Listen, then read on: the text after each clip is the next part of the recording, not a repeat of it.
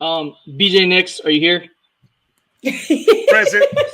Present. Spoonie, Timothy Spoonie. Present, sir. Margaret and Mary. Do we have a Margaret and Mary? Yes. Cool. And the margaritas. All right. Class here. We're ready. Let's go. Yes, let's go. Okay. This is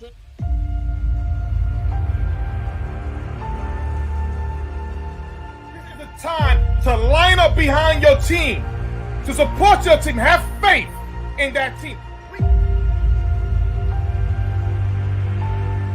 You know, it's peaks and valleys. You know, it can't always be good. And as I always tell people, you're never as good as you think you are, and you're never as bad as you think you are. But when we do know about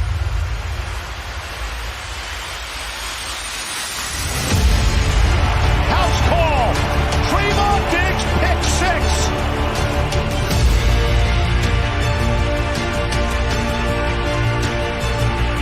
It's coming. They see it. Knocked away. Oh, Gregory. Hurts in trouble. 3 Cowboys wrap him up, make it 4.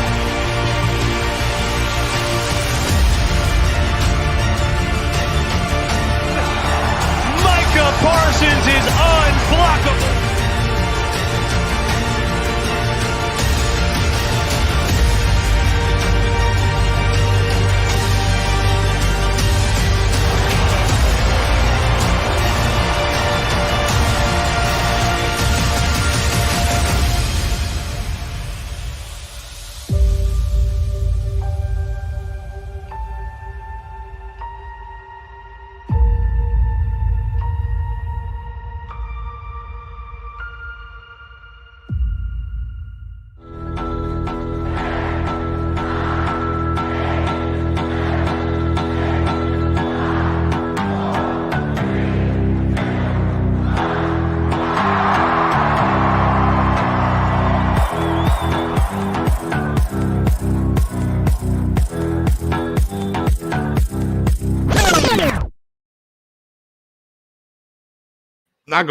I'm not gonna lie.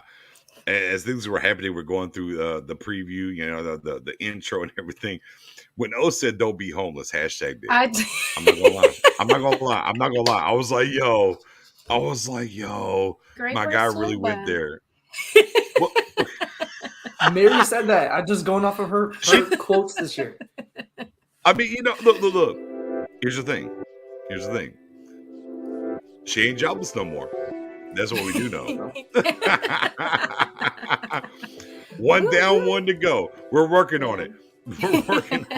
Well, I saw that, man. I was. Oh my God, I lost it. I'm glad you couldn't see me when I saw that shit hit in the. Oh no! Damn it, Mary, we're tied. Now. My goodness, we're tied. When I saw that, I said, "Damn gummit, damn Professor O." He put it out there. Lord. Oh yeah. Y'all see it? Yeah. Hold on, Ultra Cowboy. Yeah, Cowboys in the building. And I got yellows. Y'all see? I got yellows. I got greens. I got reds. Man, look. I'm gonna keep it a buck. I got about 45 different Cowboy caps. I got things on deck y'all ain't seen. I'm gonna bring them out this year though. I'm gonna show y'all some. Hashtag it. Quick story about that hat, real quick. Nick's watched Thor last night. Saw the blonde hair, and he was like, "I'm not gonna dye my hair blonde, but I'm gonna rock the canary yellow hat." That part. What I'm going to do and lay claim to in the content space moving forward, because I got some things up. I'm ordering some things and everything else. I got hats on deck. Look, I'm gonna be the king, if nothing else, of the Cowboy hat game on deck. That's where I'm at this year. We'll see what happens. We're gonna see what goes on. Look, I'm ready for a challenge, Spoonie, if you will. So we've got some guys up there in New York and gotta do some things. But I guarantee you, I'm bringing caps. I'm coming this year for it. I've been kind of low key the first couple of years or whatnot. Hey, look, I'm gonna put my flag in the ground, if you will, and caps on deck. We're gonna see what happens. These joints ain't cheap, but I'm gonna make it happen. One contender. It's going to be Knicks versus our guy Rome. Cowboys fan talk. Those are the two kings of hats. So I'm excited to see, blow for blow, video for video. We're going to average it out over the season. Hey, this upside down Dallas stuff that Roman y'all be doing, I don't care about that. I got something on deck. Oh, I'm sorry, man. That's your cap. I'm sorry, my fault. Don't be a hater, Nix. I'm not. They're great. They're great. I do have one. I just ain't put one on deck yet, if you will. My guy Robert says, Cowboy Hat Gang. Y'all know what the business is. With that being said, boom. Appreciate you, see. Yeah, right with you. Yeah, you already know what the business is. Everybody's in the building. Hey, man, hit the sub. As always, y'all are here. I know you got the sub. Everybody that's not on YouTube, like my guy Joshua Parker says, I did too on Facebook. Make sure you get over to the YouTube channel. Make sure you hit the sub. And as always, share the YouTube link for everyone. Let them know where to find us. If y'all miss, hey, look, Spoonie, brother, every week, in case y'all don't know, for those that don't know this in the building, we do a pre-show space on Twitter before we come over here live. The Washington Commander fans, sir, we're heavy in the building today.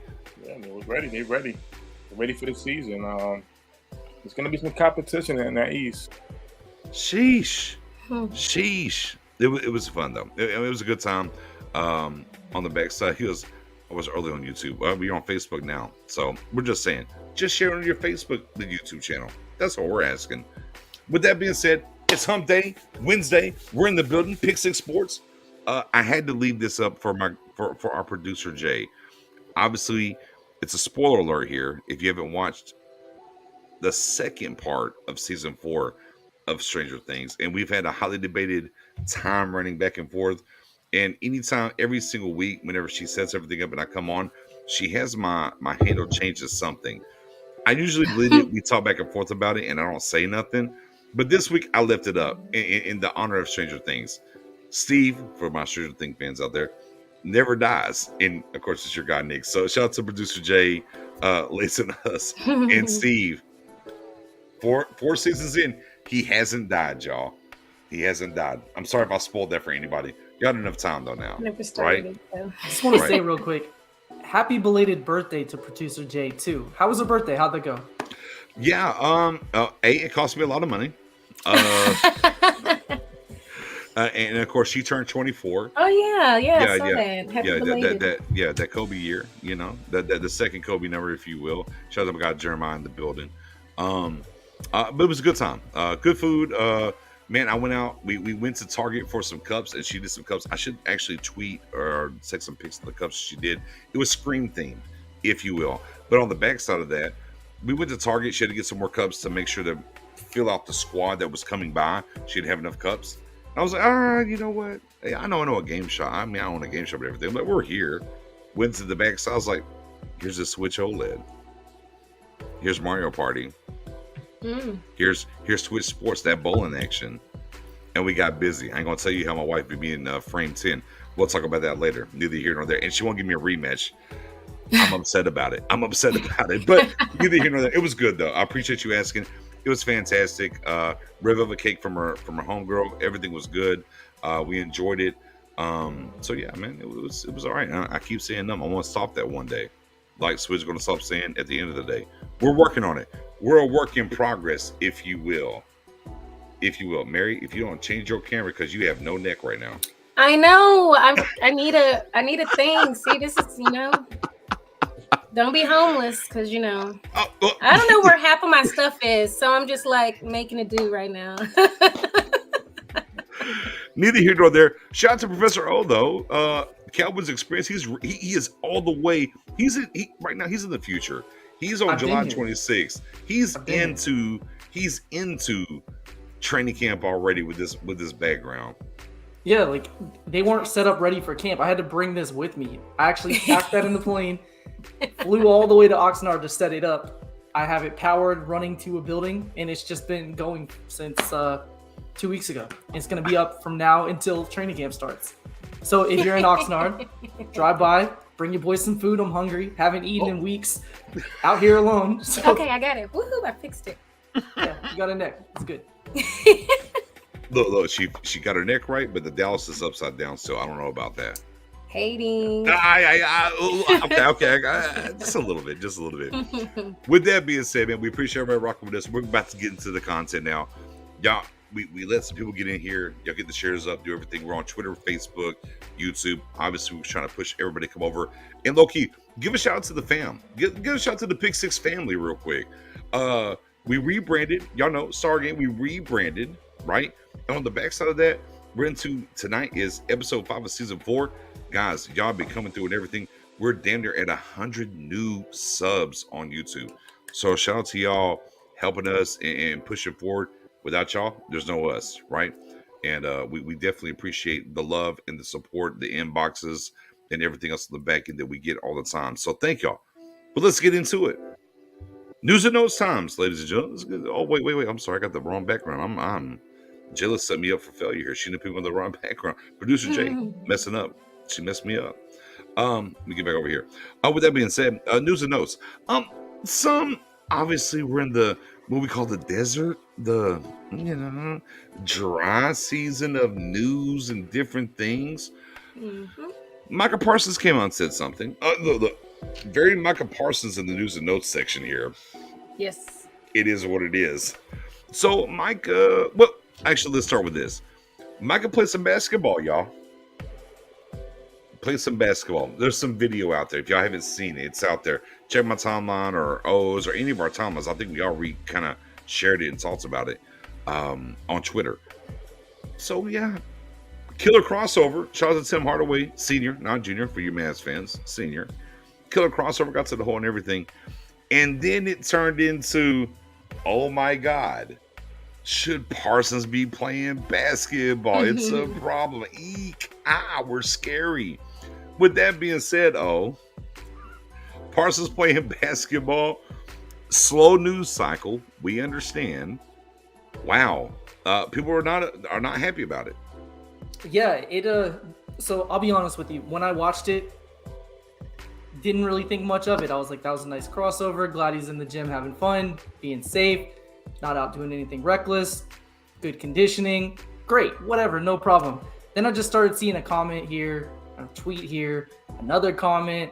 Then a bunch of people started piling on. Apparently everyone's scared of him playing basketball because they're afraid he's going to get injured. And I'm like, guys, like they're going to be playing football nonstop for months. Like it's a downtime. Most players do something, whether that's fishing, golfing, basketball, all three of those, something to keep themselves going. They're competitive people. Like I didn't think it was going to go to the level it did, but apparently a lot of people were injured that he's going to get hurt. So yeah, that was a whole thing that I was not expecting. But personally, I'm all for it. Doesn't bother me a bit. I think it's something it's natural to worry, but the reality is these guys are in the gym working out. You can tear a bicep. Get injured doing that. They're doing box jumps. You can get hurt. You can be on the field of practice and get hurt. You can tear a bicep lifting weights. Like it's just one of those things. There's lots of different things that can happen. We can't keep players in a bubble. It's off season. He has time off before camp. If he wants to spend it in the gym playing basketball in a controlled space, I'm not going to tell him otherwise. I think that's totally fine. 10-4. Mary, Parsons out here playing some basketball, getting some people with some killer crossovers, looking like AI, getting to the hoop. I mean, wait, did you gasp? Did you clutch your pearls like, oh my God? No, I agree with Matt O. I mean, players, they're gonna do active things. I'd rather him be out there being active than sitting around gaining weight, getting out of shape. Some of them Russ put some pictures. So yeah, no, I'm completely fine with it. I mean, if he's gonna get hurt, he's gonna get hurt. Like there's, like Matto said, like lifting weights or any other time doing something else. So I mean, I'm completely okay with it as long as he's not overdoing himself and he's ready for the season. Spoony, little basketball for Parsons. Did you clutch your pearls? Are you like, hark, please don't? I'm a webby word. I'm sorry. Okay, all right. Okay. I knew he was gonna say that. Mabby knows me. Miss Mabby knows me. I'm a webby word, and listen, I don't. It's like I just don't want to see it. If you're gonna do it, I just don't want to look at it. and think something's going to happen. That's just it. Listen, we've been watching this game a long time, and it's easy to like it, but then when the news come out, bam. And Right. it's not like Michael Parsons is one of those players that, okay, we got the backup, to take a spot. This is Michael Parsons. This is the guy that we hearing great, as Cowboy Nation, we hearing great things about. He's doing great things, and he's definitely Right. that big piece we need to do some big things. So it's like I do have a problem with it. I just wouldn't care if I ain't see it. If that makes any sense to anybody. Can you put up Robert no. Roberts' comment really quick? Because that No. that's I'm gonna a get to it. great No, point. I'm gonna finish. I'm gonna get to it. It's a great pivot. I'm with you. Oh, I'm with you. Look, man. These guys do stuff. They're humans. It happens. I get it. And to me, the most intriguing thing is we had a lot of different. Forget just on Twitter or in a public space. We had a lot of conversations with different people. Behind the scenes, if you will. To me, the most intriguing thing about this is where we are as a professional league. We're talking about the NFL, right? And where we're going to. And we talk about the Major League Baseball, right? The Nolan Ryans of the world, they're not happening no more. The evolution of the game. Like, how many... Look, there's been guys that had a no-hitter going to the 9th inning. Oh, you threw too many pitches, we're pulling you. Like, it doesn't matter. Like, it's intriguing in that way to me, and seeing everybody's different take on this. The one thing that I will say on the backdoor, and by the way, Parsons playing basketball doesn't bother me. It's life. The backdoor to that is Parsons won't be the last guy. I think this is kind of the not snowball effect, just it'll be very intriguing as the NFL shrinks preseason. If y'all were here last year, we talked a lot about guys playing in preseason, what we thought about their injury prospect in preseason or whatever, and now we're getting into off the field stuff and where they're at. So to me, I just find the whole idea interesting in how this is being viewed around the way. Obviously we are very in tune to the Cowboys and what's going on. I'm waiting for the next team, certain player, NFL wise, not forget all the other sports, just NFL wise, we see these things or whatever. We had some certain things with Roma because he was playing golf. That's like, he should be doing football. It wasn't about what he was doing physically. It was about he's spending too much time playing golf and not concentrating on football.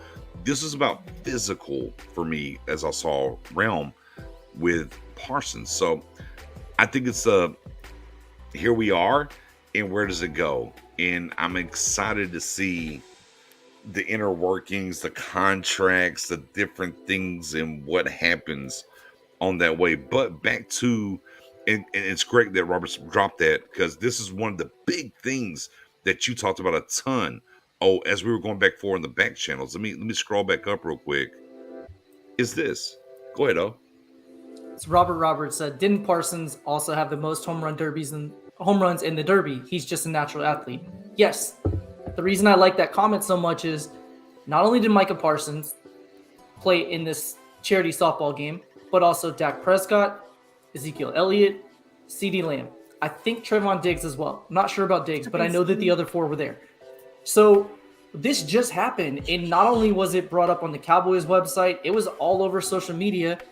Players get hurt in fans baseball. loved it. Fans loved it too. So. You can pull an oblique, you can injure your back, you can get lots of different injuries. I know it's a charity softball game, but there's the injury risk factor. No one said a word about it. It wasn't just Micah Parsons, it was four of our biggest, most important players on the team playing in it. Right. Nobody cared. So it's just one of those things. It seems like it's the basketball angle that people are like, we could have hurt his ankle, we could have injured his leg jumping.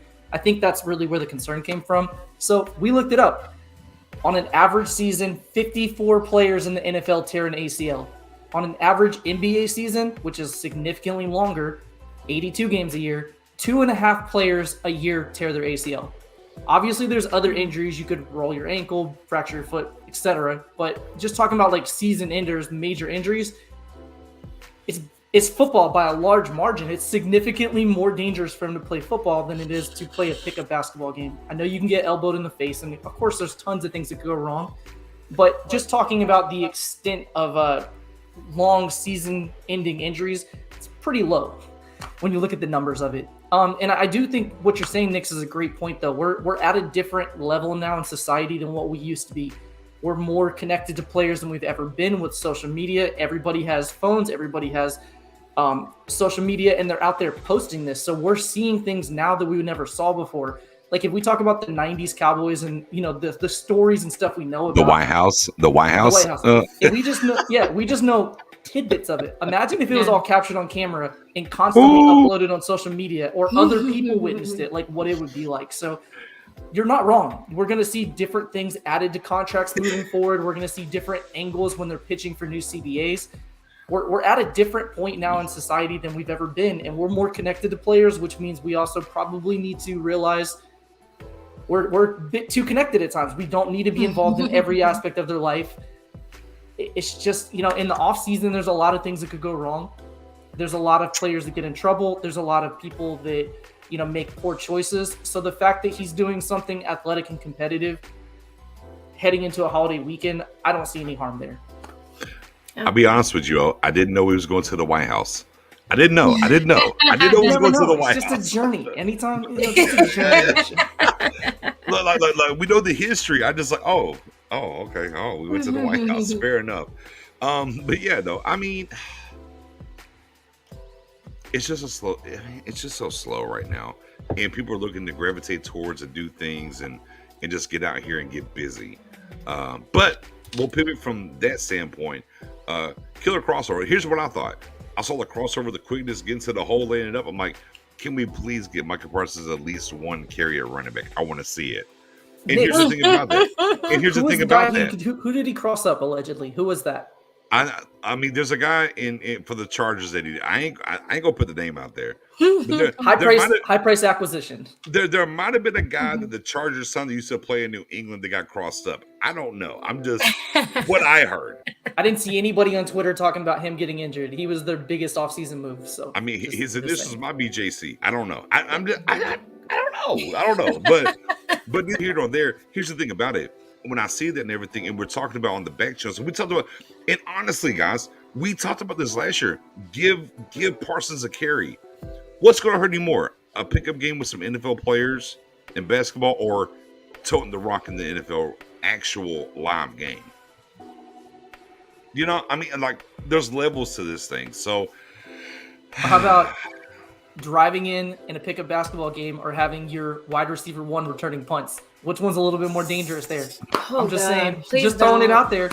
Okay. That stressed me out. Mary, he's on the Pale Ales tonight. Be clear. Yeah. Not yet. Oh, not yet. Fair enough. But you're not wrong, though. Obviously, you're not wrong. But let's pivot forward into the Parsons. Heavy on the news and notes here with Parsons, because we're going to go to the second lane of Parsons. Actually came out and talked about that, right? Him and Diggs as a duo, if you will. 7-Eleven, 24/7. Icy's on deck, if you will. Is he didn't come out and say they were the best, but he aimed the view, if you will, to Ramsey, Donald, trying to get there. And he also came back and said he thought Diggs was the best defensive player last year, so on and so forth. And we had this, Spoonie, we had this on the backside in our from some Commander fans on our space pre to the show. It's like, how do we feel about that? Isn't that what they're supposed to say, Spoonie? 100%. Feel great about that. Listen, we're talking about when we talk about Aaron Donald, we're talking about the guy who hasn't missed a beat since he was drafted. Not true, Dom. Like again, contextually, I went through it, I read it, I researched it, the whole nine. They had the conversation and whatnot. He didn't say they were the best or in the same building. He was talking about them as a duo as compared to them and where they can be. Let's be clear here. Go ahead, Spoon. Yeah. Well, if he ain't saying it, I'll be the mean one and say he is the best. How about that? We good now? Okay. End of the day, when it boils, excuse me. End of the day, when it boils down to, end of the day, I said that. When it boils down to it, I'm glad they're talking about that. Why? Because they want to be the best. Mm. Let's be honest. The NFL world saw what Michael Parsons did his rookie year. If we did a redraft, he's #1 overall pick. Look at Trayvon Diggs, a second-round pick. Everybody felt that he should have been a first-round pick. Well, PFF has this thing where Diggs is not a great corner because he has yards, a lot of yards thrown at him. But BJ, as you pointed out in the space, it's only 3 difference from Ramsey. But where's the interceptions? Diggs got him. Ramsey doesn't. So it's like a give and take. End of the day, when it goes down to it, Parsons is there was a ranking somewhere. I gotta find this ranking. As far as the top 10 players in the league today, Parsons was ranked number 6.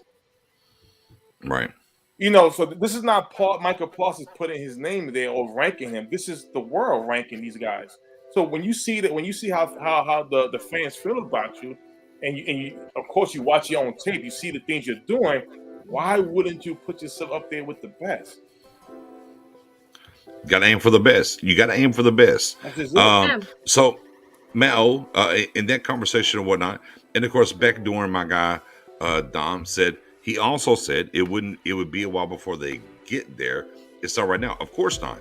I'll tell you exactly. I just double checked to look it up. He said it's hard to say we're the best because I know we're young and still make mistakes. It's hard to put us over Aaron Donald, the greatest defensive player in history, with Jalen Ramsey. So I won't do it yet. But I think we can become them or even better if we learn together and stick together. Boom. Again, Dom, we do the research here. We go through it. I researched it. It is what it is. Appreciate you, brother, as always, coming through. But again, it's not about what he said. It's about the angle and what they're shooting for and what he thinks. Second year for Diggs, first year for him. With that being said, though, the comments and what happened, what you like, what you don't like. Yeah, like you said earlier, I mean, what is he supposed to say? He's not supposed to be like, we're a bottom barrel duo in the league. We have a long way to go. They both had all-pro years. I mean, they're very, very good up-and-coming players that the trajectory is exactly where you want them to be, if not far beyond where we'd expect them to be at this point in their career. So striving to be the #1 duo in the league, I think there's nothing wrong with that. And if you look, and to be fair, to his point, if you look around the league defensively, there's not very many, except for maybe Donald Ramsey, that you would even make a good argument for over those two right now. Not even talking about from the long-term angle, but just right now heading into 2023, I don't think there's very many duos in the league. Maybe you look at like a TJ Watt and Minkah Fitzpatrick or something like that. There's a few other combinations that are in that realm, but the list is not very long. So he's right in that they're not there yet, but they're potentially on their way. They're learning together. They're going to continue to grow as players. They're going to keep adding the offseason peanut butter, to quote our guy Vach, and just continuously, improve where they are at from a physical and mental standpoint.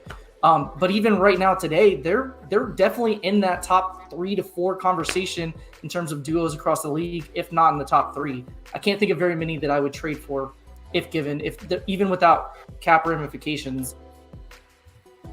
10-4.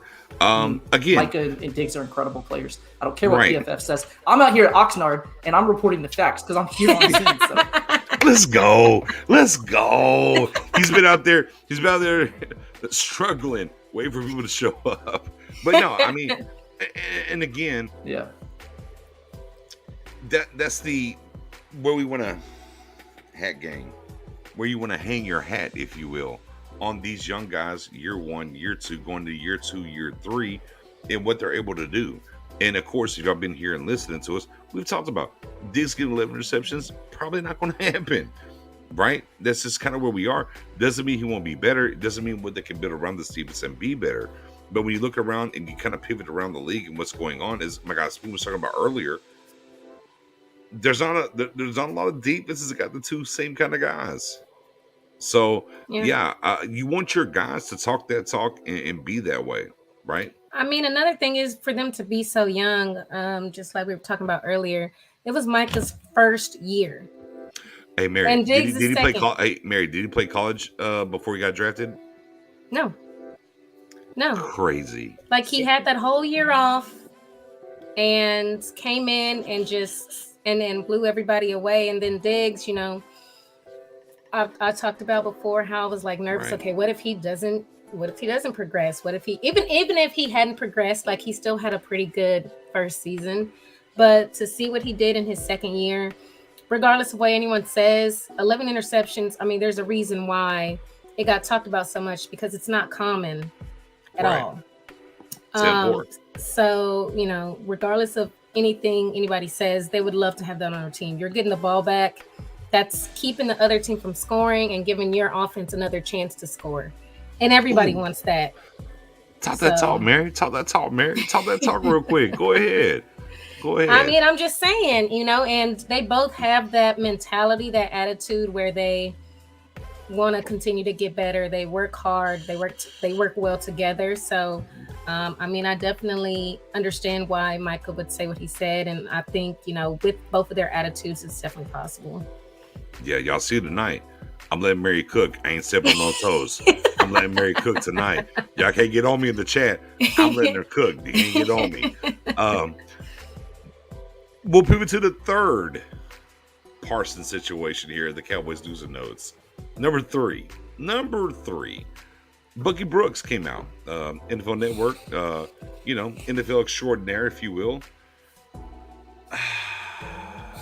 He put, and look, real quick, before we start this, I'm gonna throw it to the chat. When I throw it out here, y'all absolutely let us know where you rank it, if you will. Okay, we're gonna throw it out here as we get into this, where Bucky Brooks ranked the linebacking duo of the Cowboys. If y'all haven't seen the article, you haven't seen what he talks about, we're gonna bring it up. We're gonna kind of talk about it right now. Okay. Boom.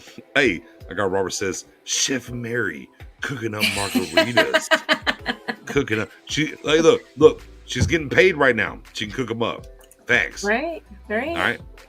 I might be homeless, but I can still cook some stuff up. Okay. And maybe it might be at your next pool party. You never know. With that being said, hit them likes as my guy 7-year-old goes, so on and so forth. But back to our guy Bucky Brooks though, and I want to hear the chat on this. Man. LVE Parsons duo, 32 teams. Wait, let me check my math. 32 NFL teams, right? Mm-hmm. Number 3, linebacker duo in the league. Buy or sell? Buy or sell there, Professor. Everybody in the chat. Buy or sell number 3, LVE, Micah Parsons, number 3 duo in the league, linebacker core. Buy or sell? Go ahead, Professor O. I have to sell it. Like, I just don't believe in LVE at this point, being, even with Micah Parsons being the one carrying all the load for us in that duo. I just can't buy that LVE is better than 29 other teams linebacker 2, or that Parsons, as great as he is good enough to carry LVE from where he ranks in the linebackers around the NFL to be in the top 3. It's just, it would be interesting if you look at all 32 teams and said, would I take them or them? Obviously, Mike is going to heavily factor into that equation. And LVE, to his credit, later in the season did have some good games. But for what we've seen over the last 3 years with LVE, he's just not that impact player on a week in and week out basis that I would think you would need to have a top 3 linebacker core. So I'm selling that one. And then there's another position group he missed, which we'll circle back to at the end, that I'm kind of surprised on that one. But yeah, I'm selling the linebacker duo. Spoony, LVE Parsons, number 3 in the league duo. Are you buy or sell? This right here was a good movie. It's called The Wolf and the Lion. and I tell you this, it was awesome. It was on Amazon Prime. If you got Amazon Prime, if you subscriber, check it out. The Lion and the Wolf. Hey, listen, the Lion and the Wolf last season had a great year, very great year. First year for Michael Parsons. A solid, not the great, a solid comeback from LVE. Dan Quinn had a lot to do with that. And I tell you this, I'll be honest with you, overall, LV has not been the greatest, but from last season, he was asked to do certain things. He did it very good. I'm not mad at them. I'm by it. And I think LVE.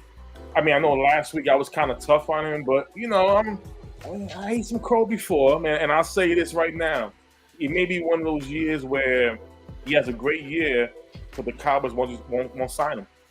Spoonie with a bye. Honestly, Dom, I got the three. Mary, you got the 1, 2, and 4. Yeah. Number 1 was Tampa Bay, Devin White and Levante David. Number 2 was San Francisco 49ers, Fred Warner and Dre Greenlaw. And then they didn't give us number 4. They just gave us, we're number 3. All right. Well, Mary, with that being said, are you buying or selling the Cowboys to duo at 3? I didn't see the reasoning that Bucky gave for giving them number 3. But I definitely think it's the allness of Micah Parsons.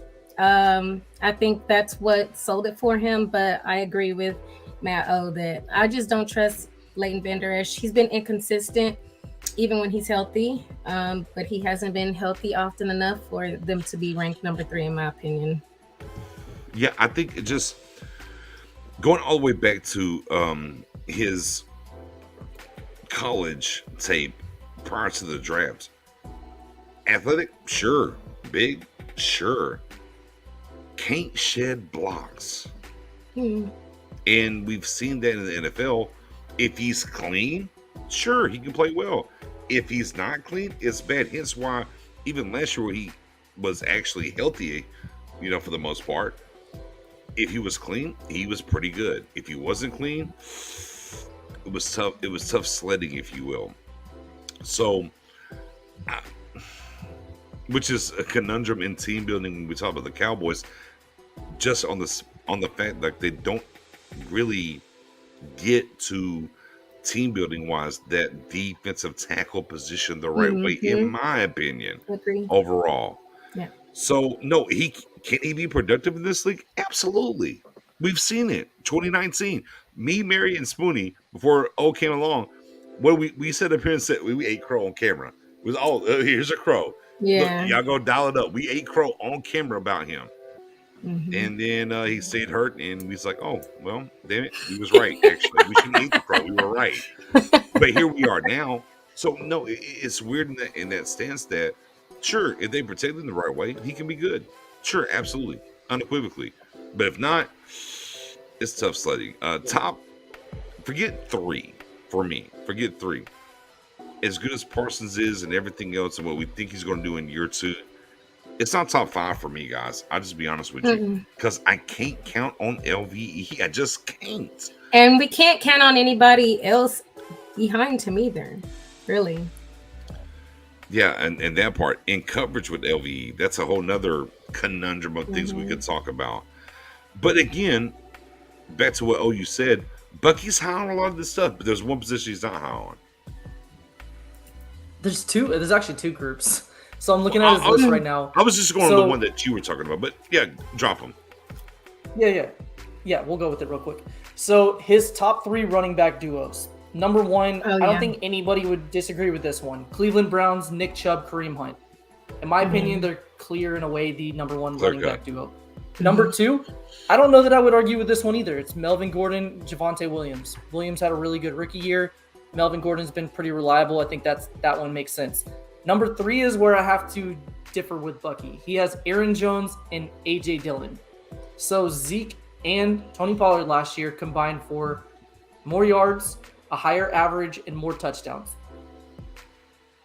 Not sure how those 2 would be ranked above them. So what do you guys think, chat? Do you think that Tony Pollard and Zeke should be in the top 3 in terms of running back duos in the league? Or are you cool with Aaron Jones and A.J. Dillon above them? Spoonie? Oh, man. I'm 50-50 on this.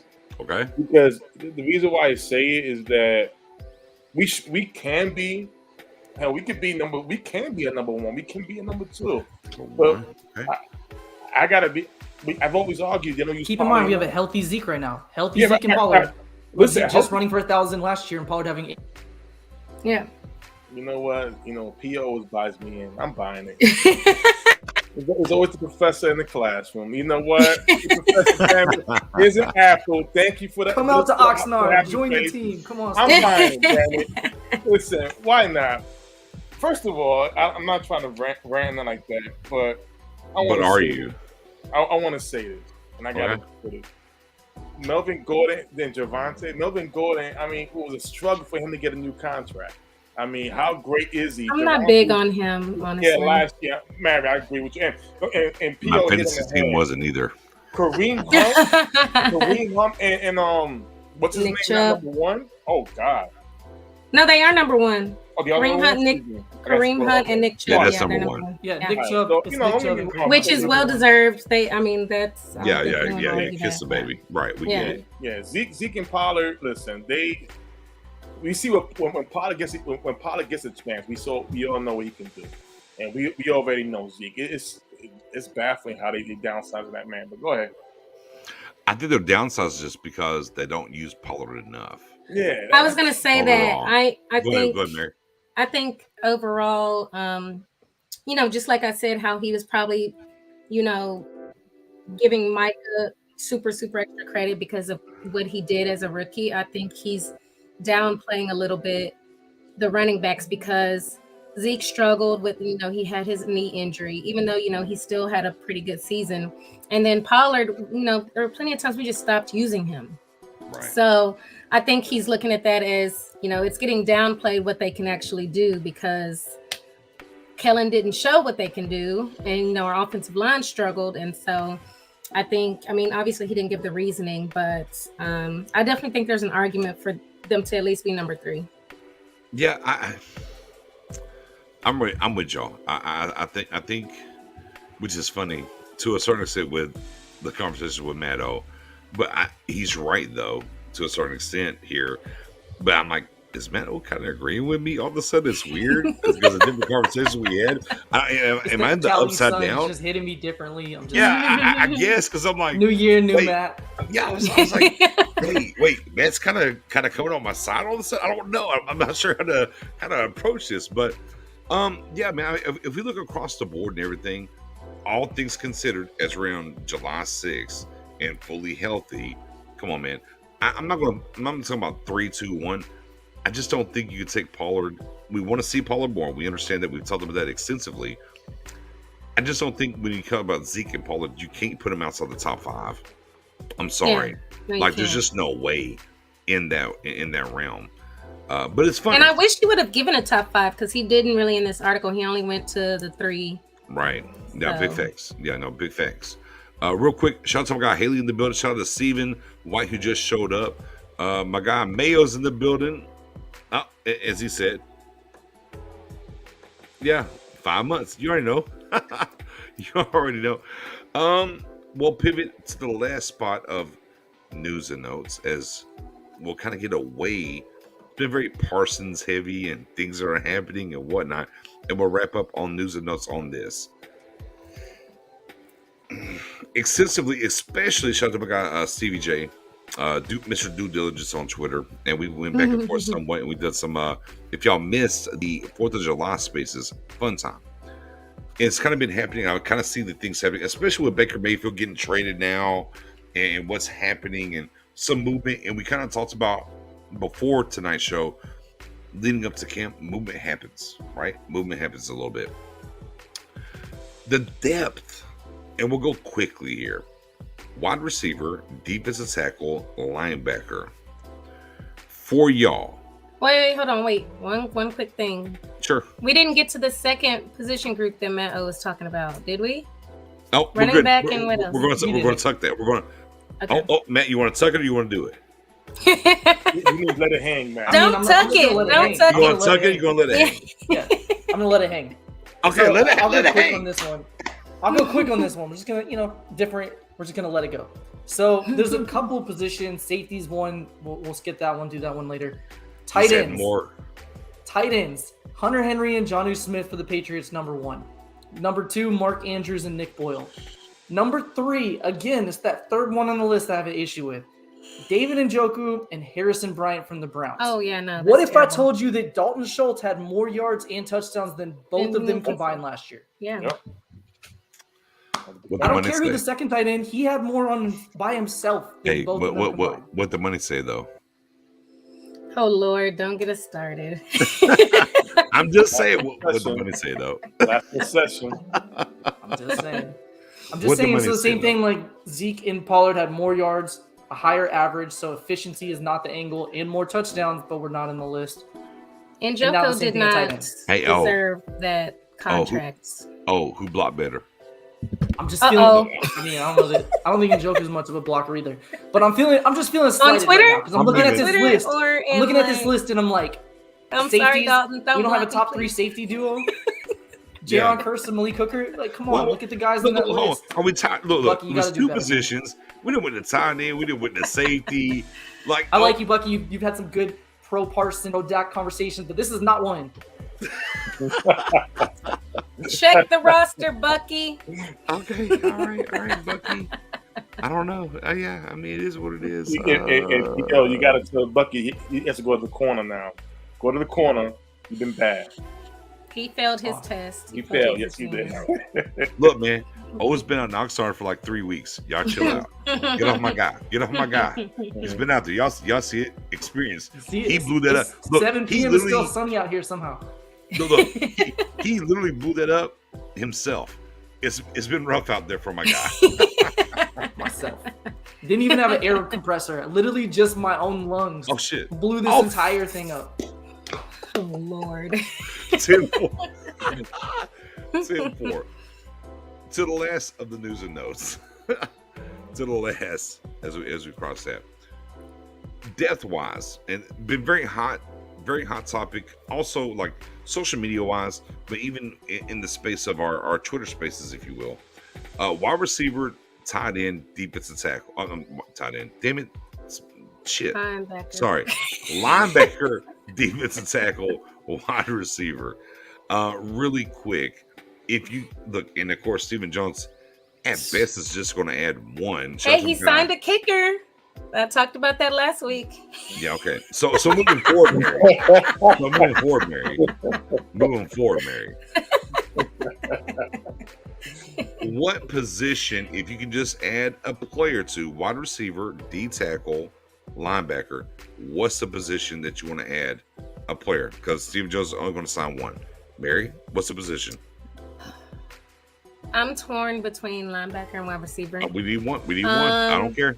I'm Pick gonna one. go linebacker. Going linebacker. Okay. Yeah. Spoonie. Linebacker, D tackle. But look, and Spoonie, honestly, our space before the show, a little bit of a hot button as well. Yeah. But again, wide receiver, D tackle, linebacker. Into the chat, what do you want to add? Linebacker in the chat, line it up. Linebacker, wide receiver, D tackle. If you're gonna add one guy, what position? Go ahead, Spoon. Okay, because I know what's out in free agency. I know this one. I see Magnus little asshole like this getting ready. I see it, so I'm gonna calm down on it. One position. No hashtag. Be clear. No hashtags either. No. That's retired. That's No fine. routes. No hashtags. No routes. Oh no yeah, nothing. we Just already know that's not That's gonna always work. comes through, and that's done. It's over. all right. Cool. So I'll say this. I'll be honest, because the Dominican Sue's out there, and I think out of all the positions we can add to this team, I think he's that ruthless aggression that we need on that line to add with the rotation between Gallimore and Osa. I'm gonna go DT. You going DT? I'm gonna go with DT. Look, I love my guy Simone's checking in. Appreciate you, Simone. He said cornerback. Look, we could talk about cornerback, but that's all we're doing tonight. I said 3. Wide receiver, linebacker, D tackle. Oh, go ahead, where you going? You've been out in Oxnard for 2 weeks anyway, so where you going?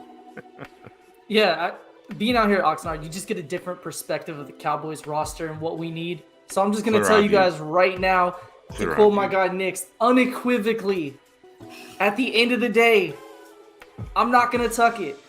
We need another linebacker on this roster. I just combined all 3 of my fellow compatriots here. We need another linebacker. I'm just telling you that's the position we need the most. Wait. Bucky said we're number 3 in the league. What you mean?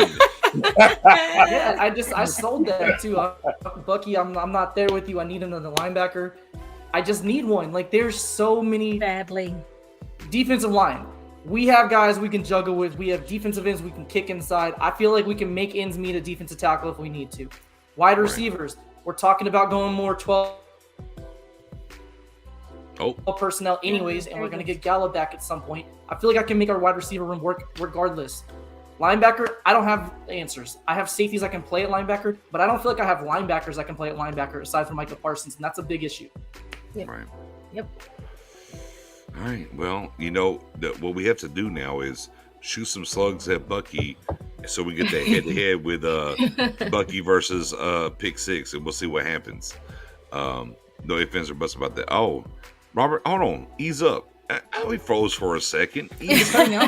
Easy. He froze up a little bit. It's okay. We got the gist there, Robert. Ease up on my guy. Oh, ease up on my guy. Oh. And obviously, look, and we'll kind of put a bow on this because, man, we literally talked about this guy for almost 2 months, if you will. Right? Almost 2 months. Yeah. Anthony, Mr. Barr, I think everybody in Cowboys Nation is okay there, right? Player acquisition is 24/7, 365, guys. We're just waiting on them to finish their due diligence. See, Mary, your problem is your hat and your lettering is upside down, and there is why we don't do shit. No, but neither here nor there. But neither here nor there. As Stephen Jones, the quote, the pie and everything. Sure, absolutely. Barr makes a ton of sense. Is it going to happen? And I'm gonna dig back to. It was about 2 months ago in our chat, all of us. And O brought it up. He said, "We'll add a linebacker. It's going to be a name y'all never heard of." Yeah. Listen, they're working out. What's his name from Texas on July 15th. Right. I mean, I forgot his name. Jeez, what's his name? He's got to get He's got to get cut first, Montana. Go ahead, Spoon. Yeah. Listen, man. Deion Jones, Anthony Barr, that should be the target. Well, P.O. explained it'd be best for us to get Deion Jones by them releasing him. But that's it right there. I mean, yeah. Spoon's like, I don't like this. We ain't signing nobody. No routes, no hashtags. So he's like, I'm done. He doesn't know what to do with himself. He just does not know what to do.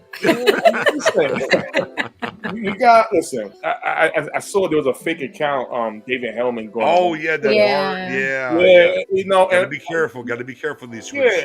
Yeah, you already know. A couple of years ago, I would have been on top of that. Like if I'm drinking coffee for hours, just but I can't do that stuff no more. It's Stephen Jones, so it's like I hear the rumor that sounds nice. That doesn't go with the uniform. It's not gonna happen. Right. No, it's not gonna happen.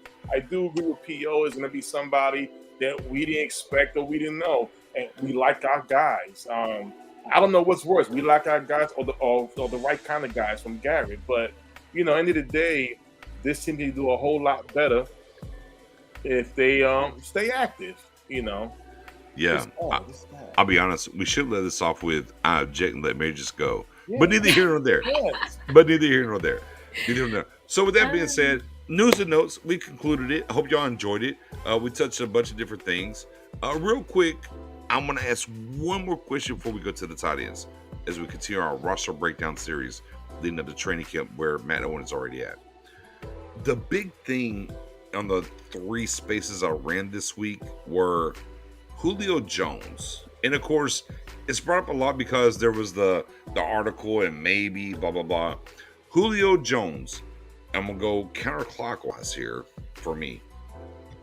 Yes or no? Mary, Julio Jones, yes or no? I would be interested only because, we're missing Michael Gallup for, a few weeks. Hopefully, at the least, we're missing him for a few weeks. I think that's, even though he can't stay healthy either, I think that we'll have him for that little beginning part, and then we'll have both of them if they both can stay healthy. I don't think I think it's a low risk, high reward situation. Word. And then Mary lost her neck again. I promise you she has a neck though. I do have one, guys. Sorry. With that being said, Professor O, Julio Jones, are you a yes or no on Julio? I'm a no. So Julio is a fun name. I just don't know where he fits. Like, okay, so we all assume Michael Gallup's going to be back at some point in the season. Where's Julio going to play when Michael Gallup's back? Is he going to be your wide receiver 3? Is he going to play in the slot? Are you going to play Lamb in the slot and play him outside? Like, I just don't know what the long-term plan this year would be.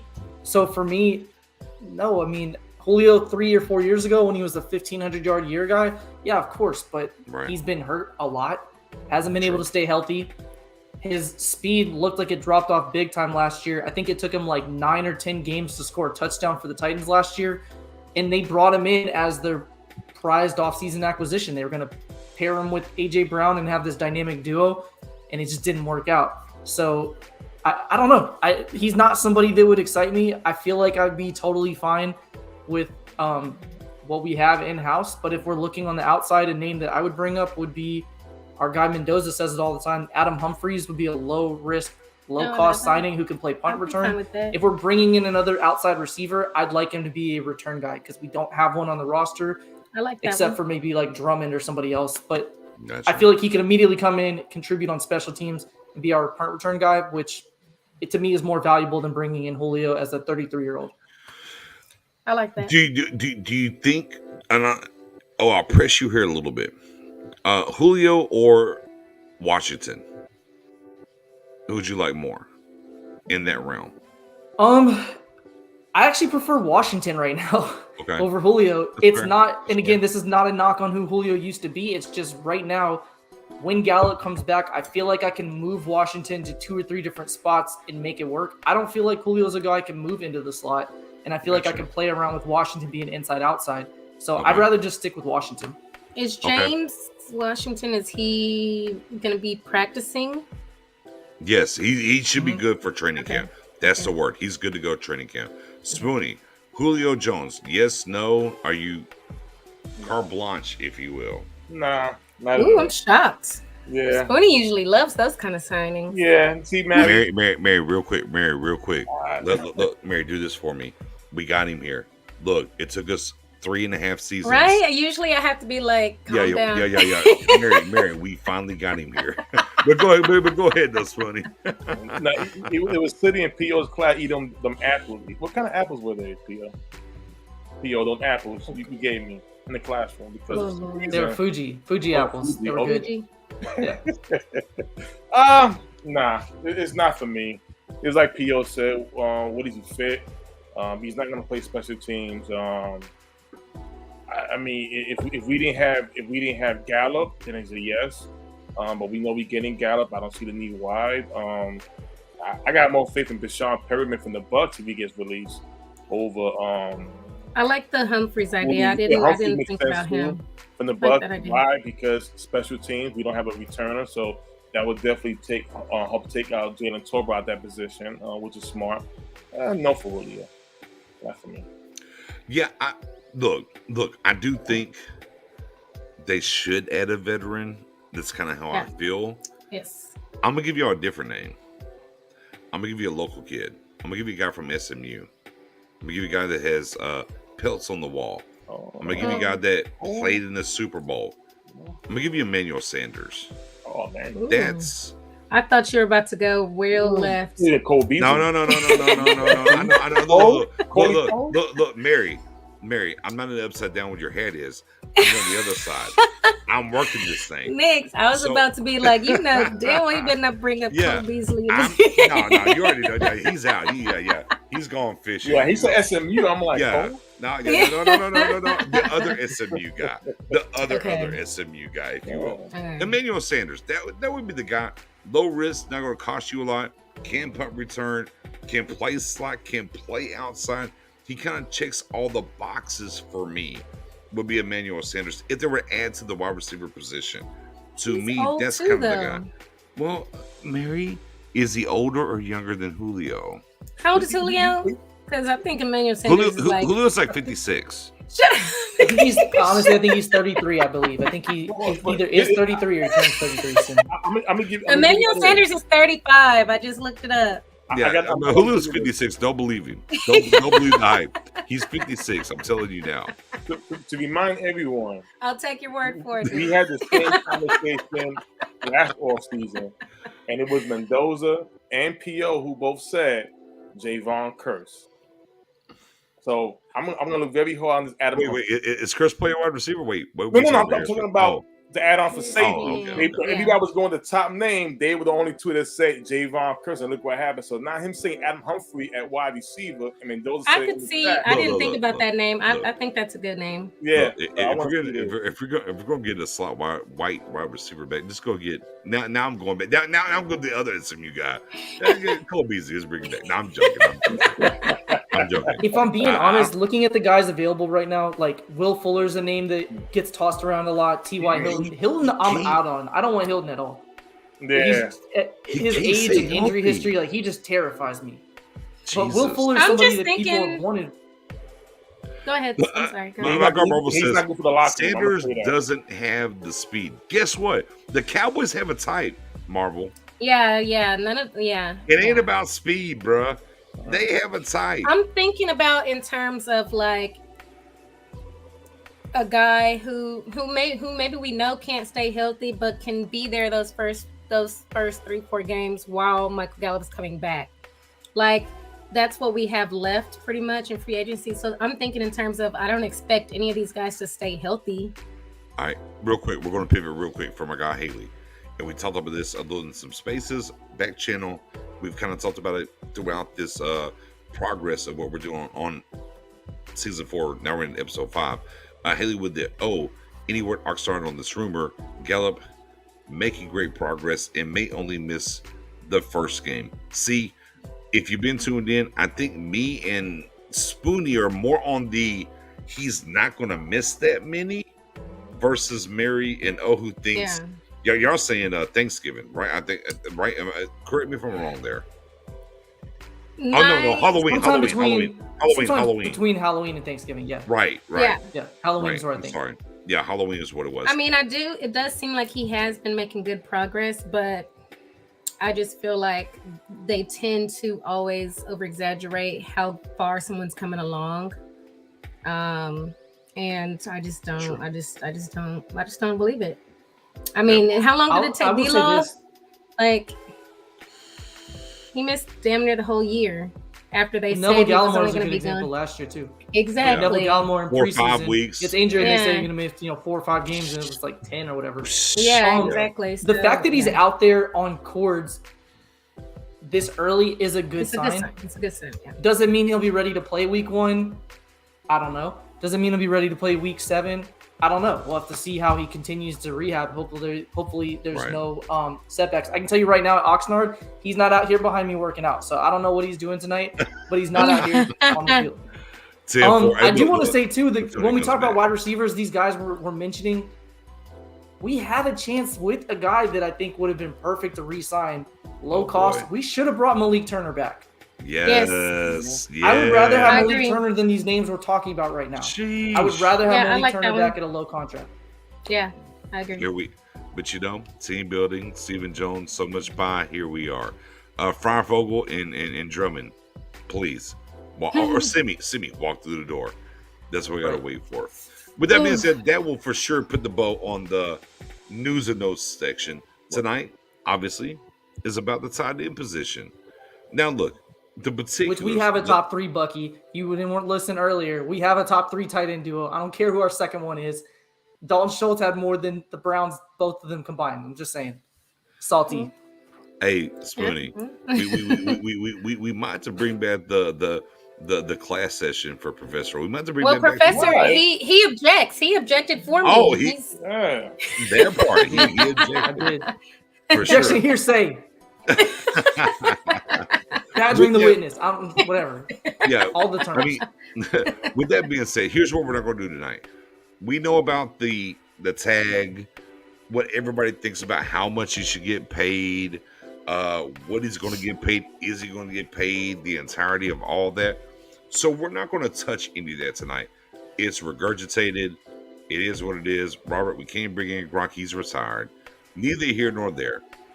So we're not going to cover the things that we talk about ad nauseum everywhere else. We're strictly going to talk about the position, how it matters to Kellen Moore, how it matters to play calling, how it matters to 12, 11 personnel, things in that wheelhouse, if you will. So, look, we all know the number one. Y'all want to start with the number one, or you want to get to the depth? I'll pivot to y'all. Y'all want to start with the number one? We know the number one. Or do you want to go about the depth? Where do you want to start?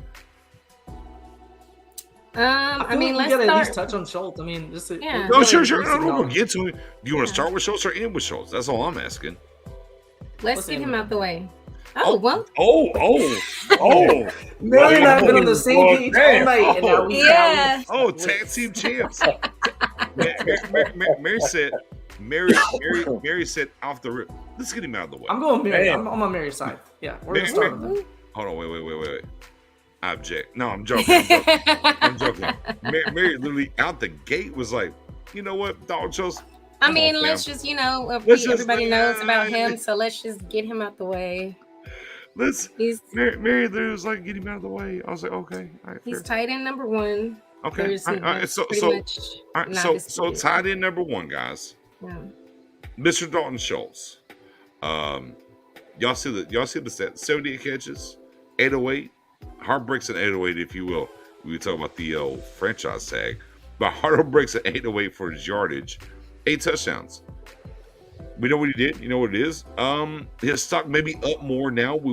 As we were just talking about the wide receiver position, right?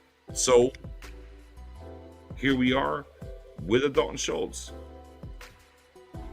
I mean, he took advantage of the opportunity he had with Blake Jarwin being injured so much last season. Can't hate on that, 8 touchdowns, 808 yards. That's a great year for him. So, I think he definitely deserves to be tight end number one. Right. I'm excited that we might have some guys that can help with the 12 personnel since we couldn't do it as much as we wanted to last season. Damn Jarwin. Yeah. Can't stay healthy. I had such high hopes for Mr. Jarwin, but Same. Spoonie, don't you dare bring out what I talked about Jarwin at the trap. Don't you do it tonight. We're good there. We've been there. We've done it. We're not going to do it tonight. Even after the Giant game, when I called you after you put 3 touchdowns at the end of the season, that one too. Yeah, no. Yeah. We're done. Just make it. It's put to bed. It's put to bed on Jarwin. Okay. The two things I think the most that I've talked about this here and there is, the beard, Travis Frederick, and Jarwin. Those two guys and what's happened with them has really hurt this team. Yeah. Oh yeah. In a lot of ways moving forward, and unfortunately, here we are in 22 and moving forward.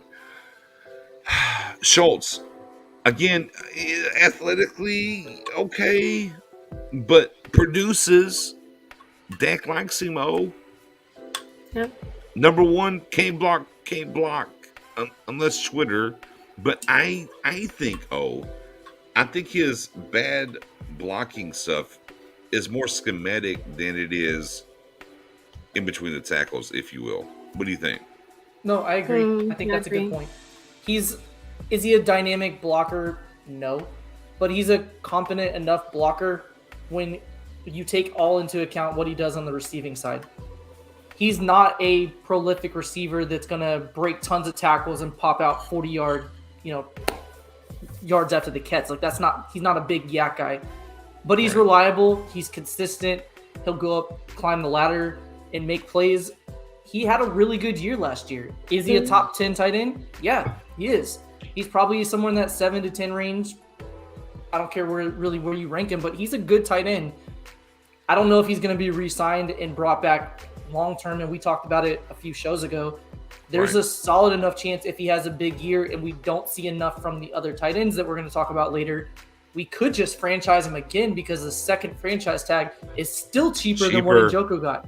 Yes. So, God, I can't believe it's actually in our best interest for him to have another big season because whether it's a trade next year, re-franchise tagging him, or letting him walk for a comp pick, if he has a big year, either way, it's a win for the Cowboys. And I know that he has a lot of chemistry with Dak. We've heard on back channels, I'm not going to say the person's name, but people very close to the Cowboys, some of the prolific players on the team, Sources. Dak thinks highly of him. Yeah, Dak thinks very highly of right, what Nick said. Dak thinks very highly of Schultz. He likes him. He's somebody he feels confident in, and that goes a long way. We saw it with Jason Witten. Obviously, I'm not trying to compare them as apples to apples, but just the whole point of you don't have to be a 4-3 tight end to be a dominant force in the league. You can be a 4-7 guy who's reliable, finds holes in the defense, knows when to sit down on a route, and makes plays to keep the chains moving and be a good player. So that's what he was last year, and hopefully we'll see more of that moving forward. Spoonie, number one in the building, Dalton Schultz. Matters less more as we look at the wide receiver core. We were talking about adding somebody, whatnot. In general, Dalton Schultz walking into the franchise tag, being the number one guy. We're heading into camp. Now, where you at there? Well, I want to read off the last season stat for all tight ends. Mark Andrews, 1,300 yards. He's ranked number one. Travis Kelce was number two, 1,125. Kyle Pitts was number three, 1,026. Want to bet on that? Hashtag pitch string. Sorry. Go ahead. George Kittle was steak number dinner. four. It was a steak dinner, by the way. Just go ahead. I'm sorry. I'll mute myself now. I'm sorry. George Kittle was number 4, 910. Dallas Goedert was number 5, 830. And Schultz was number 6, 808. Now, it's not a bad list. Is he Jimmy Graham? Athleticism? Nah, not even Kyle Pitts. Is he a possible Hall of Famer like Travis Kelce and Gronkowski? No, he's not. But you know what your problem is? Our problem is that we could be a little bit too greedy or just don't like the guy. If the guy is replacing an injured player in a Hall of Fame tight end, come right in, and he's done that not once but twice. What else do you want? Is he dropping passes? No. Is he the number two? Is he the number 2 guy behind CeeDee Lamb? Yes, he is. In my opinion, yes, he is. What's the complaint about with Schultz? When Jordan went down and he had to retire with the hip situation, everybody felt. I mean, we kind of panicked. You know, we were like, of course. True. Very true. We all had the right to panic because we never saw Schultz, and we never saw Schultz not because he wasn't performing in training camp, but because we had too much friendly love on this team as Witten coming back and taking all the reps. We didn't see Jarwin as much. They had to argue that during this season. So now we get a coaching staff in here who's trying to right the wrong. He let Schultz got in there and went to work. What is there to complain about? Now, if Schultz has 1,000 yards, this what we're gonna say? Well, he don't run as fast as Kyle Pitts, or he don't jump as high as Jimmy Graham. What is the reason? Now, is he a good blocker? A lot of these guys are not good blockers. Let's be honest. Are the Cowboys gonna draft a tight end in the first round in the next couple of years? They never will. Hey, Spoonie. They never will. Who else had 8 touchdown catches last year? Anybody? As far as you're what? talking about the team? In general, no, in general on the team. Oh, Who had was he tied? He was tied with CD CD. Oh, And it's tied with CD. Kind of speaks to what Spoonie's I saying mean, here. what he's saying, yeah. I mean, he's saying he's the number 2 guy, really, or at least was last season. I mean, listen. We see the Browns just signed Njoku, who he hasn't done anything. Right. Has all the athleticism in the world to come out of Miami. Schultz got better numbers than that, but we're gonna ignore that. Listen, Well, Spoonie, you mentioned numbers right too. Last year, Dak had 124.1 quarterback rating when targeting Schultz. They completed 78.4% of his targets. Like, you can win football games with a guy who's your 3rd or 4th option on the field being that productive. Like, that's good. That's good. And I also think, you know, we've talked about this before, but continuity, you know, why are we always trying to get rid of a guy or get extra draft picks for a guy when we could just sign him and let our QB, who we're paying good money to, have the guys he wants to throw to and have that continuity? Like, we keep wanting to change pass catchers every year because, we don't want to pay him this much, or oh, blah, blah, blah, the front office didn't like him. It's like, how many times are we going to keep changing his receiving core? Or tight end core? You know what I'm saying? Right. I mean, it's factual. The thing for me, when we talk about Dalton Schultz in general, it was on the eve of free agency, and they were doing so much with Amari Cooper, what was happening. Like, Stephen Jones was just like, oh, God. Mary, did you die? I almost Mary, died on camera, guys. oh my God, Mary, are you okay? I thought about something and I was gonna laugh, and then it just like, whew. Okay, you're good. I saw my life flash before my eyes just now. Whatever you were saying, Nick, she wanted to object so bad that she didn't even swallow her drink. Almost risked everything to object. Look, first and foremost, you can object if you want to. 2, what we're not going to do on this cast is die homeless. Let's not do that. Okay, never. That's not what we're going to do. Okay, yes, okay. Whew. But whew. All right, guys, back, I'm good. Okay, you good? Okay, awesome. But again, on the eve of free agency, they were dealing with the Amari Cooper situation. Stephen Jones apparently couldn't multitask, so he's like, "Look, we're doing so much Amari. Hey, you know what? I'm just going to tag Dalton and just worry about this over here instead of really getting a deal done." Yeah. And I really believe that's the problem now as we're here on July 6th is how they handled the situation in March is why people have a problem now. And then, of course, the long lay of the land of the Joker getting paid or whatever happened. Now, look at all the other moves that organization has done, Cleveland, and you'd be like, it's not good. But what happened with Amari and now Dalton and Njoku, it's so weird. Oh, man. I just realized something. Jesus Christmas. Jiminy Crickets.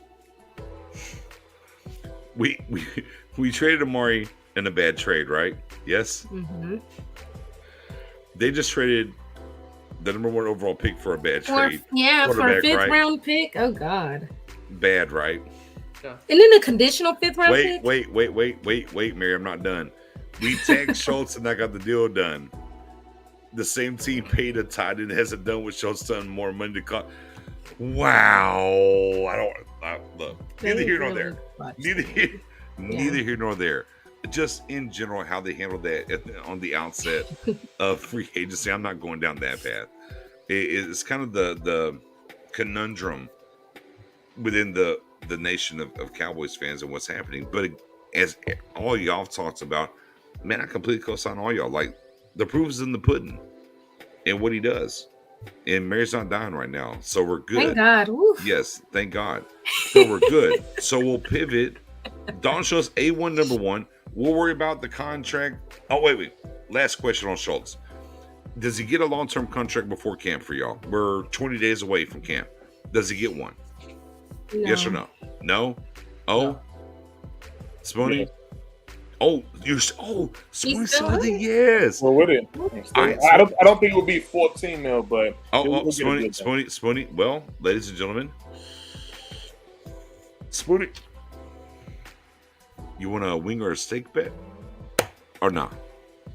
Wait a minute, I gotta talk to No, you gotta talk to nobody. We right here, right now. It's live. It's live. You gotta talk to nobody. Hey, Spoony's like, Nix and Matt, cover your ears. I'm gonna consult my attorney. Hold on. Would you? Look, I'll take my headset off. You want to talk to Mary real quick and consult our attorney? You want to take my headset off? Yeah, take your headset off. Do it. What do you guys think? No. Spoony, they're super far away from the deal right now. It's not gonna happen. All right, just saying. I got you. Mm-mm. All right. You're good. All right, you're good. You're good.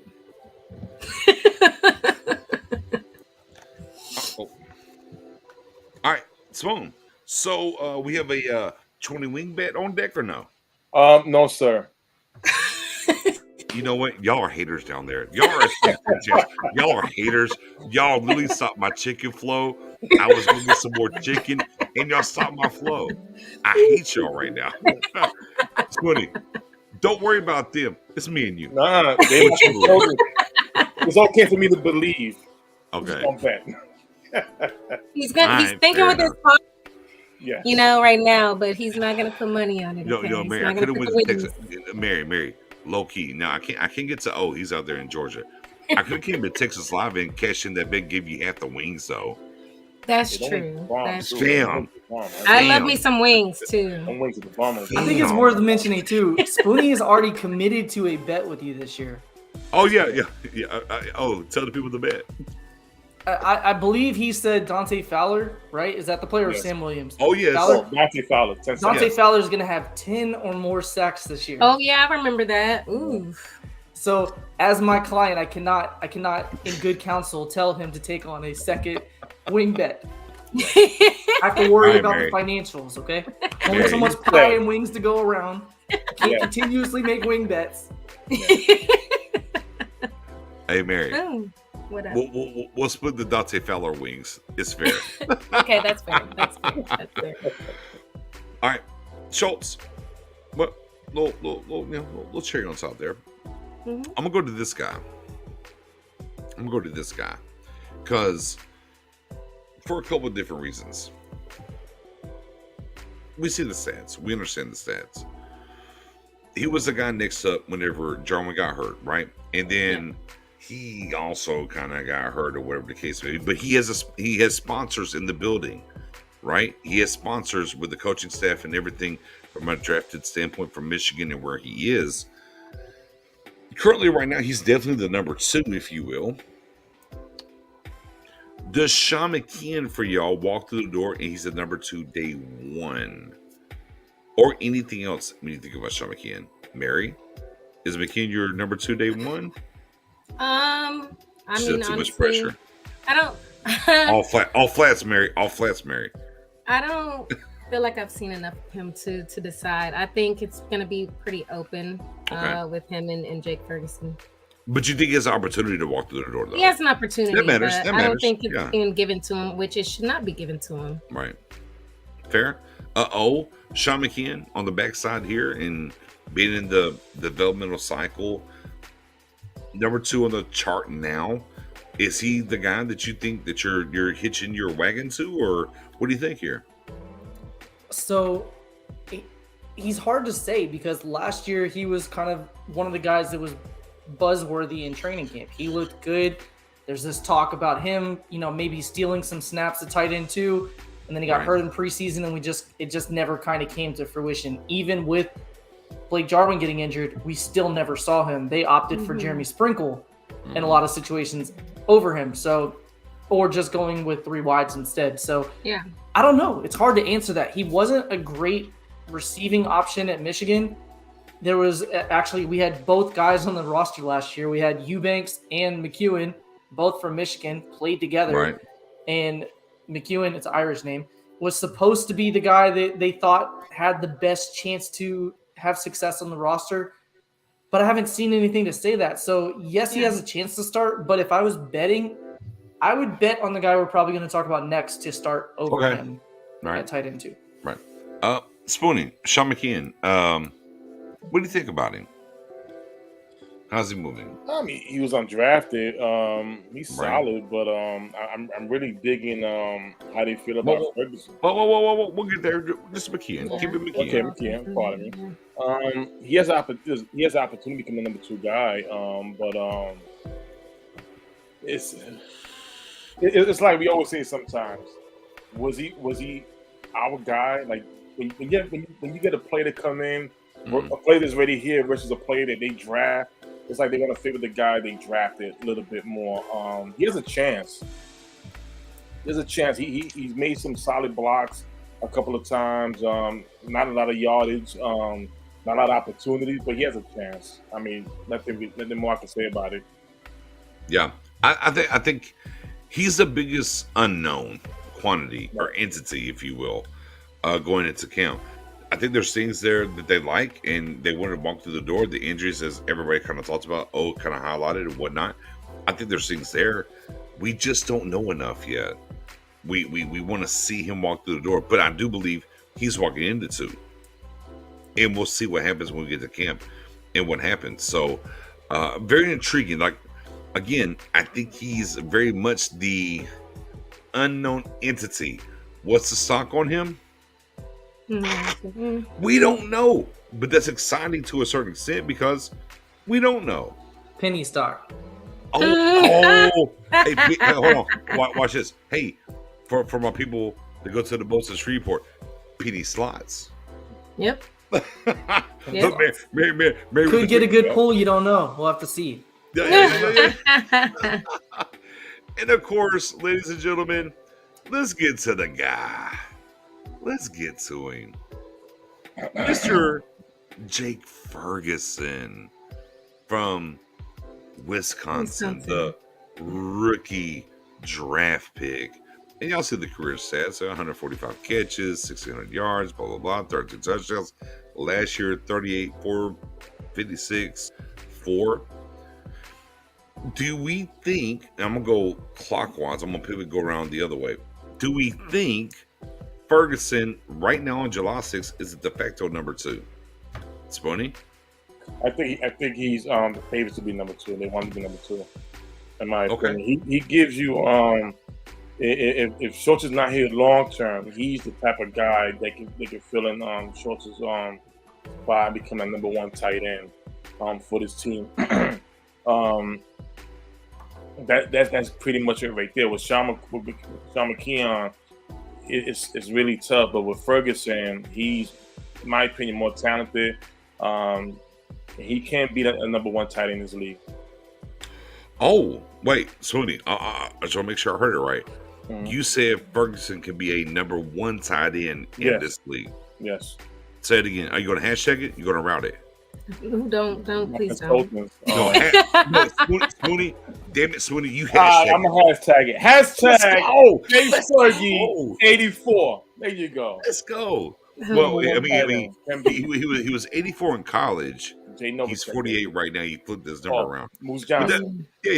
With that being said, Professor O, Jake Ferguson, him McKeon, what you buying? So, what do you like between in this depth chart here? We're talking about this side end position.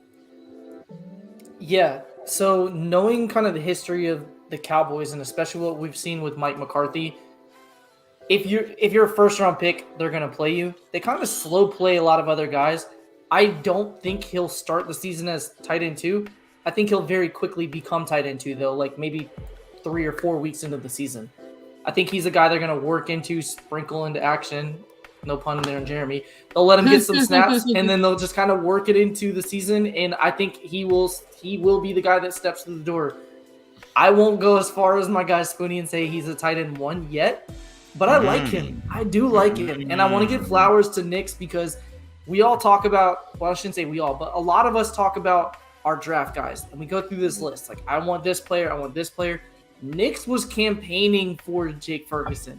This is not a player that we drafted. Then he watched highlights and was like, "Oh, I like him." No, Knicks was campaigning for him in like January, February, somewhere in that time frame. So I want to give him credit for that. So our guy Tex said, "Full report on Jake Ferguson, Professor O." I will defer to Knicks for that because that's Knicks' guy, and I think he's the guy that can do him justice. I like him. I think he has a good shot to be tight end 2, just not week 1. Oh, that's 2 times. I appreciate the red carpet. I do. That's Trust 2 me. times. Hold on. Real quick. I appreciate the red carpet because they didn't know what I'm about to do. But I'm chill. I'm good. Mariella. I don't know what you're about to do either, so now I'm curious. Yeah, so, Mariella, real quick. Hold on, real quick. As we have a good time, we interact with y'all. I know you got some parallels. What is actually the can of tonight for you? Oh, what's the can of tonight for you? What do you got? Yeah, so this is our future sponsor, Kona Brewing. They make really good beers. Tonight is a Kona Light Blonde Ale, so not a heavy beer tonight, just a nice, refreshing summer ale. So yeah, it's good. Mariella, I see your cup going up. What you got? This is white wine, Chardonnay. A little white. Okay, a little Chardonnay action. Okay, I feel that. That's why Mary's okay tonight, y'all. I'm just joking. Neither here nor there. Yeah, the margaritas. Neither here nor there. Tied in, Ferguson, 5th round draft pick.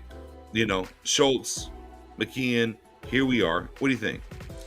Yeah, no, I like him too. I think he helps us with what we were missing last year. We want to see some more 12 personnel. It's been pretty good, if I'm not mistaken, at run blocking, special teams. He can do some special teams. So I'm excited about that, and I hope he steps into that role. I agree with Matt O that he can definitely challenge for number 2 at some point. All right, so O laid out the red carpet for me. I'm gonna tell y'all what. I'm gonna keep it a buck here. Clip it, send it out there, whatever y'all want to do. This is the best tight end on the roster. Ooh, spicy. Period. He's the best tight end on the roster that's not making $10 million. I'm sorry. The things that he can do in the receiving game, and this is no. Let me preface this. Let me backdoor a little bit before I get too hype. Look, I like Schultz. I think Schultz does things very well in general. I said this. I literally said this, Spoonie, Mary, y'all know. Oh, you know, back in our Facebook group. After his first year, I'm like, yeah, that's cool. Yeah, he was basically Old Man Witten. And that's who he is. Let's be clear here about Dalton Schultz. It's not that he's terrible. It's not. He's okay. He's good. In the most passing league ever, he's good. Could you imagine Jason Witten in his first 3-4 years in this league right now and what he would do? Schultz putting up numbers in this offense that's been the same offense, whether we're talking about Jason Garrett, Scott Linehan, Kellen Moore. It's the same schematic stuff. Mm-hmm. He's putting up numbers that are very relevant to a Jason Witten at the backside of his career. He catches the ball and he falls forward. He's not going to catch the ball and go 20, 30 yards.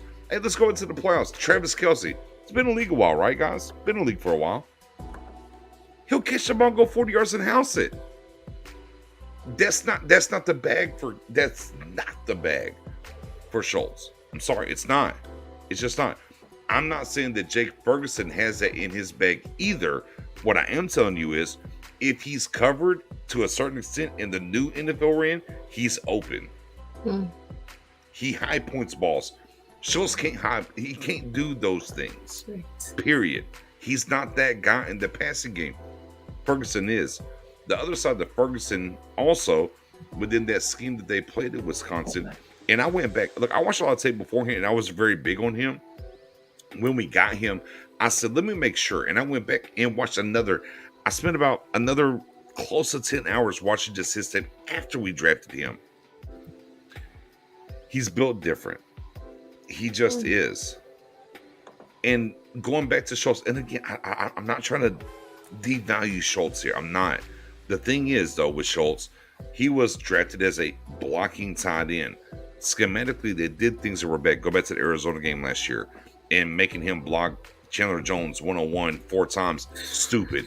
That's dumb. Line up any tight end in the league 4 times 1-on-1 against Chandler Jones. They're going to lose all 4 times. I don't care. Pick a guy. Yeah. It doesn't matter.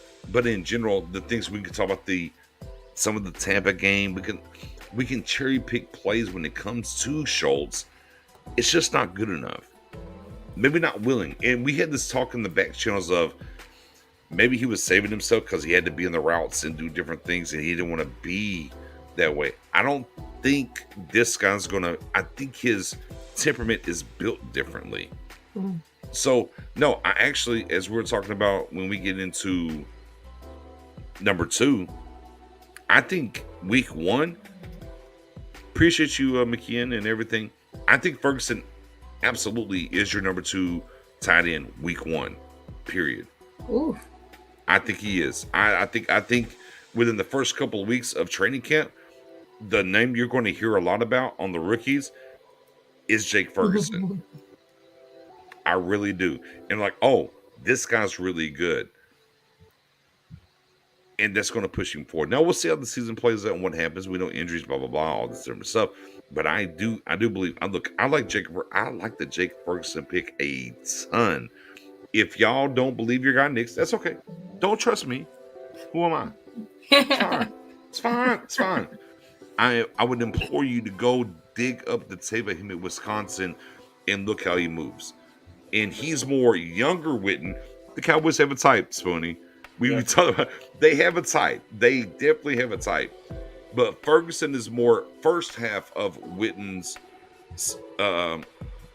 career, and Schultz to a certain extent is more the back half of his career. And in this league, I think this just matters more. Don't shoot the messenger. Now we do have one more guy though. We do have one more. Mr. Sprinkle. You have two more? No, wait. Spoon. I do have two. What? We have to. Yeah, the spicy one. Dadgummit, Spoon. I got to bring up this guy. Dadgummit, Spoon. Look, I was trying to do bonus time, but you didn't do me. Mr. Sprinkle. We know what he does. We understand him. I will say for Sprinkle this, and I'll ask this question. If you have anything else, by all means, jump in there. Do y'all think he's on? Is he here next year, Professor O? Does he make the team? Are the Cowboys carrying 3 or 4 tight ends? I guess I'm asking. They carry 4 a lot, so I do think they'll carry 4.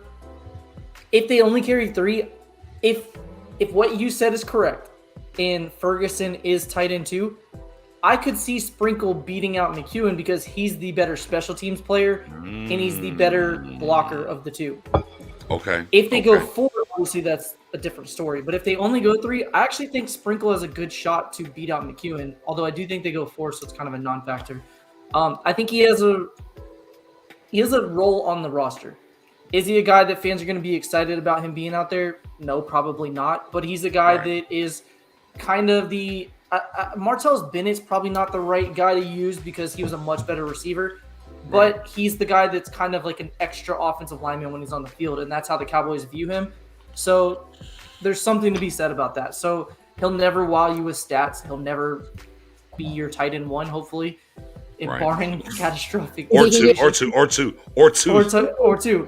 But he's a guy that, fans would like. You could upgrade from him, but you also could do worse than him for where he's at. He's a down roster guy.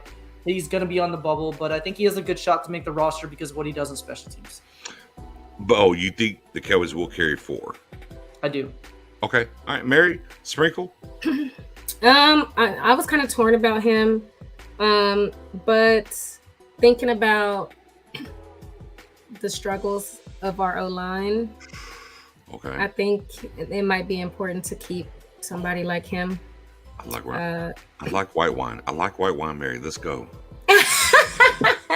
She's so chill. Yeah. It's because I'm tired. I'm sleepy. She's over here rocking. I'm like, oh, Mary, talk to me, Mary. I like it. I'm tired. I'm still recovering from the weekend. Never mind. I was gonna say what you this weekend, but no, we ain't got time. Yeah. Yeah, but no. Yeah, I could definitely see them holding on to him for that reason. Mostly is doing some of the dirty work, whether it's special teams or O-line stuff, blocking. And you also think the Cowboys will carry 4? Yeah, no, okay. I think 4 is realistic. Okay, Spoonie, Sprinkle. Where do you feel where he lies and whatnot? Oh no, you got to keep him. He's the experienced guy. So we gotta keep him. I like it. Go ahead, Spoon. Yeah, you got to keep him because if something happens to Schultz, God forbid, he'd be the second most experienced tight end on there. Understanding you want to push Ferguson to be that guy. It's not just having the Schultz, but you still want to have that veteran there in case the pushing him along is slow. So he gives you that experience you need, and he's solid veteran. Okay. Are the Cowboys keeping 3 or 4 in your opinion? Yes, we're keeping 4. Keeping 4. Okay. I think definitely to start the season. I just depends how things roll. But out the gate, 4. Okay, that's fair. That's very fair. Somebody spoiled what I'm about to do right now, Mary. I mean, it wasn't you, Mary, but I mean, I was Somebody like, what I did. do? Oh. Somebody spoiled. This was in the cut, and let me bring it up. But somebody had to come out here about the other one. There is a guy we were talking about tight end that we definitely had to highlight, and I saved him for this moment here because this is the spoiler role. This is this guy. Not Rico Gathers, ladies and gentlemen. We're not talking about Rico Gathers here, okay? That's not what we're doing. But this guy's got some meat on the bone, in my opinion. I can't wait to hear what y'all think. Come on, man. Y'all see that Indiana? Yes. Y'all see that Indiana? Yes. Y'all see that Indiana? Hey.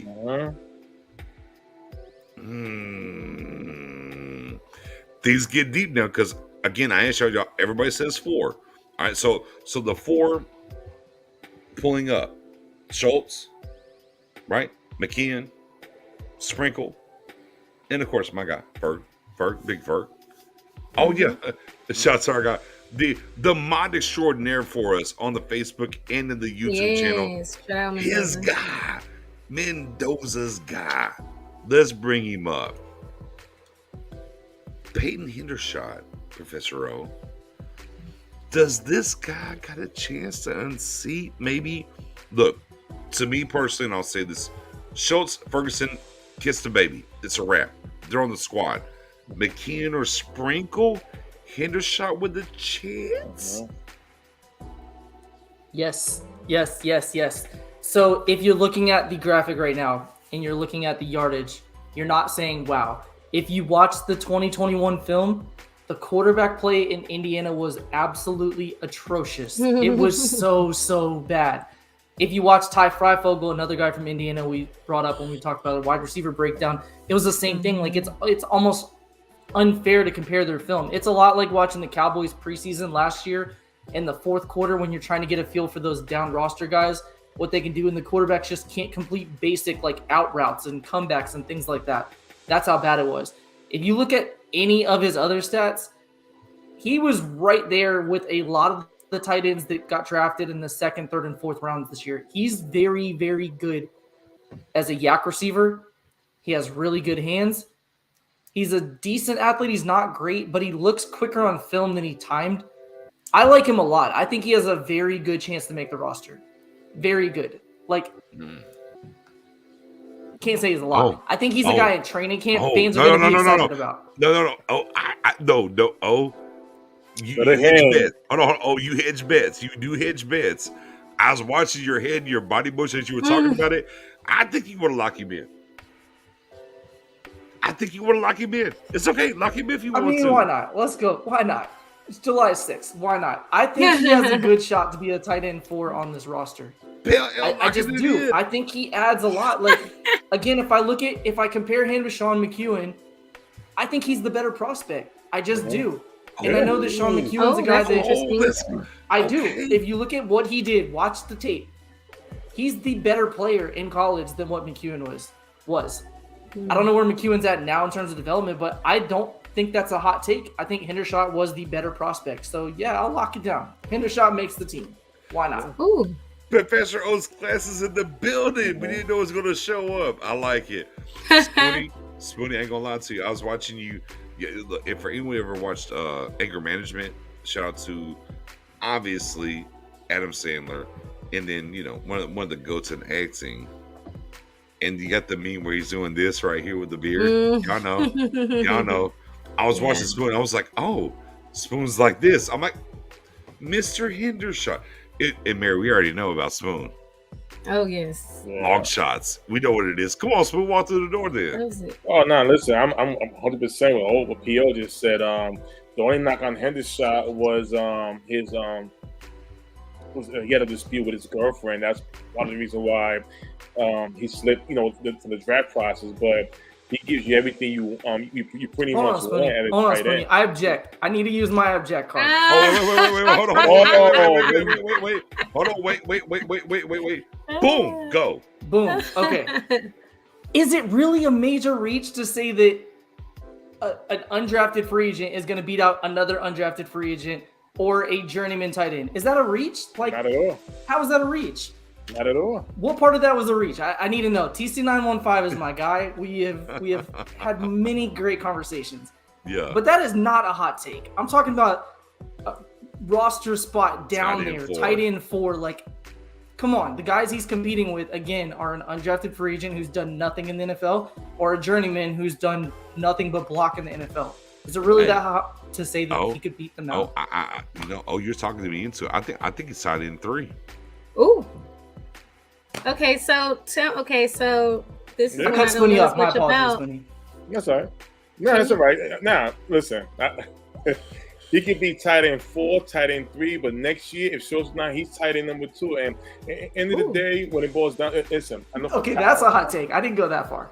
Yeah, Kyle said Well, Spoonie loves his hot takes. Schultz go down. I'm not saying Sprinkle will be the number 1 tight end if Schultz go down, but you still want to have a veteran guy just in case things don't work out for Ferguson or whoever they decide to replace Schultz on the field. That's what I was going with. But to go with Hendershot, listen, one scout came out and said, whoever gets this kid, please be patient. Be very patient. And the good thing P.O. put up the point about him playing in Indiana, what was the issue there? So remember, a lot of guys don't get seen as much as other guys. So this right here could be a nice gem in the works for this Cowboys roster right here. Mariella? Yes. So, I mean, I don't know much about Peyton Hendershot, but... Are you buying he can be number 4? I mean, I'm buying it just because I don't believe in Jeremy Sprinkles. So. He's had his time in the league, right? Yeah. New blood. Yeah, New blood. I think, I mean, they got him for a reason. We already like Jake Ferguson. We've decided that. Sean McKeon, I mean... So, I mean, I'm not that impressed with Jeremy Sprinkles. So, I mean, I have to see more of Peyton Hendershot, but I'm not impressed with Jeremy Sprinkles. Here's where I'm at with Hendershot. I'm with O. And kind of back doing what I'm going to piggyback here, Mariella. Sprinkles what? You need the other guy. And look, keep Sprinkle if you want the veteran, as my guy Spoonie said earlier about the veteran. Yeah. Bruh. McKeon, here's the door. And then you keep Sprinkle and you keep Hendershot. That's kind of where I'm at. That's really where I'm at. And I agree. I had to kind of coax to get this high. No, I think Hendershot makes the squad. If we're carrying it forward, I think Hendershot's going to make the squad. Honestly, I just think that's where it's at. There's enough on the tape. And here's the thing that O doesn't talk about, or he didn't lay out there. O's watched the tape like I have. O watches, bro, low-key, I watch tape.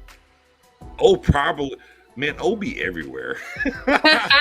O be everywhere. Like I be running the business and doing things and whatever, and I'll be watching the shit on the tape and everything. Then O will just hit me with some random, like, hey, here's this clip. Did you see this and that? I'm like, well, shit, I think wait, let me no, let me go back and go. You know what I mean? And Hendershot's that guy. And I think the biggest thing that I'm going to do here, because we don't do this a lot on this channel, going as we are now rocking in our 4th season. Hey, whoever y'all follow, y'all go and look at content to and see. We're in July 6th. Hey, let me talk about Hendershot though. Come back and holler at us. And if you've been here for the first other 4 episodes and what we've been doing with the breakdown roster and everything else and how we've been rocking, find out if they're doing the same things and then come back through. And that's the reason why we would like to see y'all share it, hit the subs, do your thing, and that's what matters. Not Mary's upside down Dallas at Benvenucci. Oh, Lord. You gotta chat with. I need to talk to my girl, producer Jay. By the way, I know that it was a birthday weekend, but that line is not what Hendershot did last year. That was his freshman year of college. Last year, Hendershot had 543 yards and 4 touchdowns. So even with bad quarterback play, he still was productive. Is the career's career right? okay? Yeah, the career's right. Yeah, he's been a guy that. Aside Producer from Jay 1 year, misspelled cornerback last week, and here we are. I'm going to talk to him. Bring him to bring it up. Oh, Nice. all right, Spoon. He's the yak guy on our tight end group. Like, he's the guy that can make plays with the ball in his hands. Not that Ferguson can't, but like those two, again, I don't think it's a hot take at all to say that his tape is better than McEwen. It's quite a bit better, actually. Is he ain't Rico Gathers, is he? Oh Lord. I'm joking. It's just fun to bring up Rico. I'm sorry. Rico charges on everybody. Man, with that being said, we appreciate everybody that came through the building tonight, rocked with us. We're about to pivot up out of here. Can Always. I ask one question before we end? I'm sorry. Sure. No, sir. So Look, I know that last year we had Don't play Jarwin. with me. I know last year we had Jarwin and people were excited because of what we were thinking our top 2 tight ends were. Is it a reach to say that you feel more confident about the totality of our tight end group this year versus last year? Obviously, the top 2 were more exciting last year heading into the season, but do you feel better about it this year, or do you feel better about the whole groom last year? So last year, recapping, we had Schultz and Jarwin. We didn't know who was tight end 1. Then we had McEwen. We didn't know much about, and we had Sprinkle. Yeah. Do you feel better about what this team, this group potentially could do? Me personally, I was a huge Jarwin guy, and Yeah, I hate he didn't walk through the door.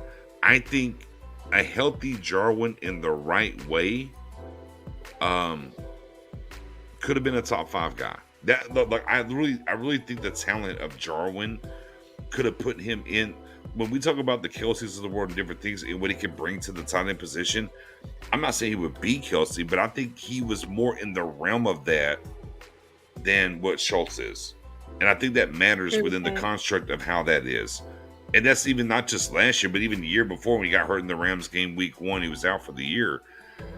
Now, pivoting from that to where we are currently right now, the entirety of the room, I think is better. The entirety of the room, I think, is better. But for everyone today, I'm gonna get a jersey, Spoonie. I'm gonna get a jersey. I'm not gonna get a tattoo that says Jarwin. I'm gonna get a Jarwin jersey. I don't even wear jerseys no more. for everyone today, y'all want to come back on this channel, God willing, I'm still here doing this thing. 5 years old, like Blake Jarwin's going to be the best tight end of all time. I'll just be here. I'm gonna die. That's the hill that I'm dying on about Blake Jarwin. Overall, I do agree. I think the totality of the room this year is better than last year. Yeah, I mean, going into it, I mean, I was confident in Dalton Schultz more than I was the year before. But it was still like very unknown. So I do like, coming off of what Dalton did and what I like about Jake Ferguson. I mean, I am excited about that. Yeah, I gotta give Steven Spoonie, go ahead, Spoonie, jump in there. I have to give Steven some credit as far as the play acquisition when it comes to drafting and drafting free agents. The talent definitely the tight end position is better than he is in the past.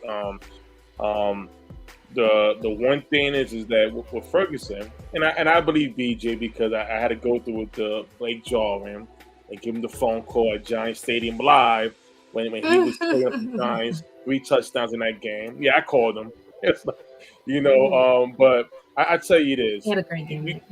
You cannot be any happier to see what we going to training camp with. Yes, we ain't getting the top free agent what's out there, but as far as the talent on this team, I feel good if it's an injury or two. I feel good about the guys that we have in certain positions that can take over or hold it down until the guy comes back. And I feel good about this tight end position a lot with that. If Schultz go down, I like to see Ferguson take that torch and try to take over. Hendershot is somebody that we talked about before the draft. When we get our little mock drafts here and there, how about this one? Hendershot, and other Cowboy family in the group as well. So to have him on this, I can't wait to see him what he does in preseason. Hopefully the right quarterback can throw the ball to him so we can see more during the preseason. But I really do feel good about this. 10-4. No better way to put a cap on this episode moving forward. Again, programming alert. Every Wednesday, y'all know we're in the building as we are right now. Pre-show space with me and Spoonie. I see the comments. Hey, man, you know what? I'm going. Spoonie or Mary? No, not Mary. Mary never does spaces anymore. She's done. She's done. It's on the East Coast. It's going to happen. Now, Spoonie is on the East Coast. I don't know what's going to happen. He might show up. He might not. Miss neither here nor there. But I will show up because I'm stupid. It doesn't matter. I'll show up and I'll do the space. I got to work tomorrow. I don't care. I'll show up because whatever. Let's talk Cowboys. Let's go. On the backside of that, we appreciate everybody rocking with us in general. Again, the biggest thing for us, at the end of the day is, man, y'all see it scrolling across the bottom. Likes, boom, hit them likes, hit them subs, and tell a friend to tell a friend. Whether you're already subbed, man, share it to somebody else. It ain't about just you following.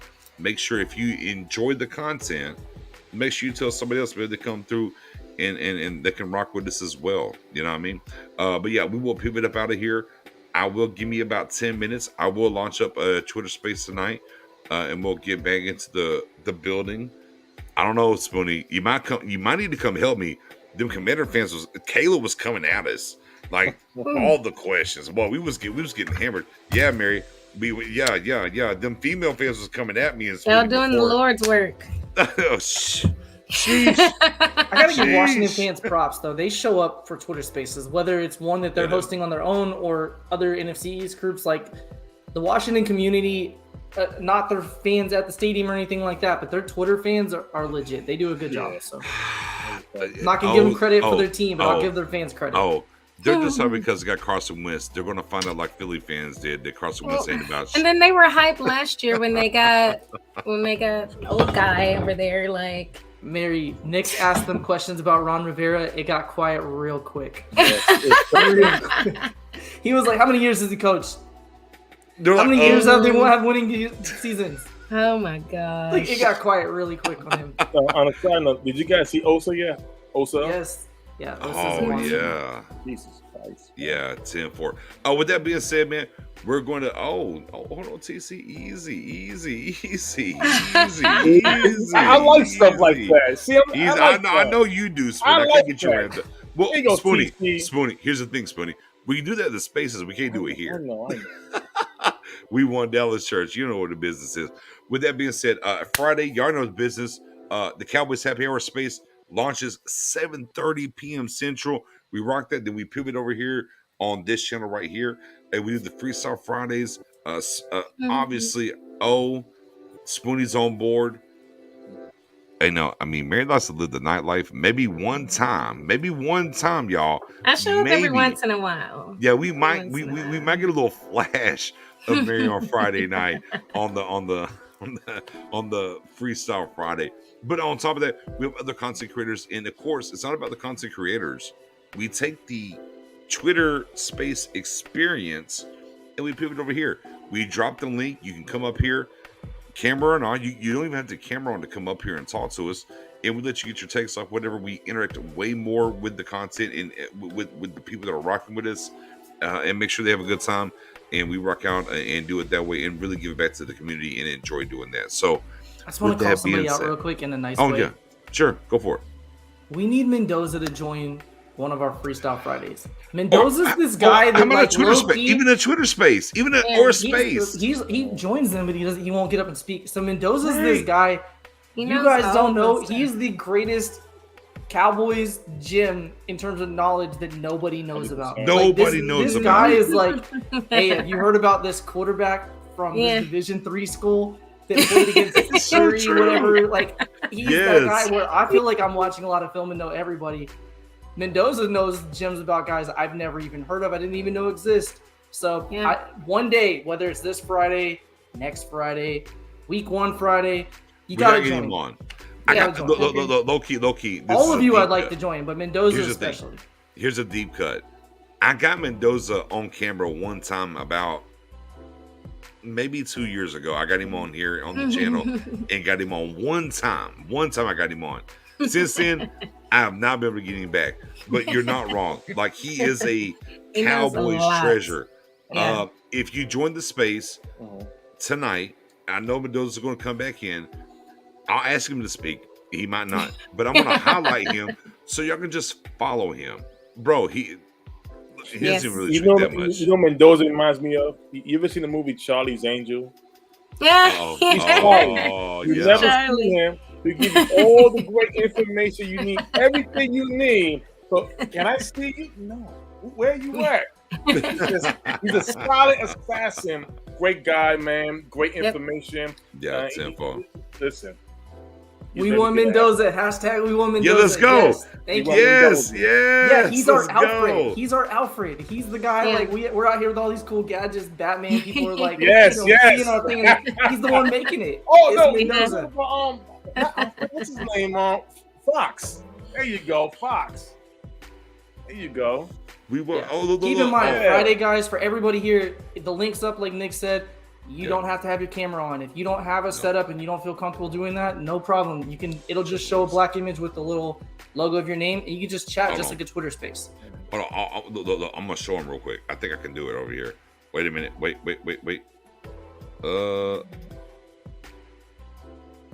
He dropped himself. Cool. But yeah, so anybody here, and again, it's one of those things. It's an open forum. If you Look, I want to figured. join, Oh, there you wait. go. There you go. I figured it out. There you out. go. It'll Yep. look like this. You ain't got to show It'll your just say face. stop cam Yeah, it'll screen. look like this. See? I had to work. Oh, no, there you go, man. Yeah, there you go, man. You got it. Yeah. You got it. Look, then boom. Hey, I'm back. Yeah, it works like that. I got Kima's in the building at the very tail end. I'm sorry, Kima. We're about to pivot over here to Twitter, so we're about to be out. With that being said, 10:36, 2 hours and some change. Appreciate y'all. Next Wednesday, this was tied in. Oh, is it safety on deck next week? Is that where we at? I think Safety? So. I think we're at So, safeties. Yeah. Yeah. Ooh, yeah. So next week for the roster breakdown, it's going to be the safety position. That's going to be fun because somebody around these parts kind of liked J-Ron Curse a ton. There's also somebody around these parts that said Casey was going to be a Pro Bowler, but that's neither here nor there.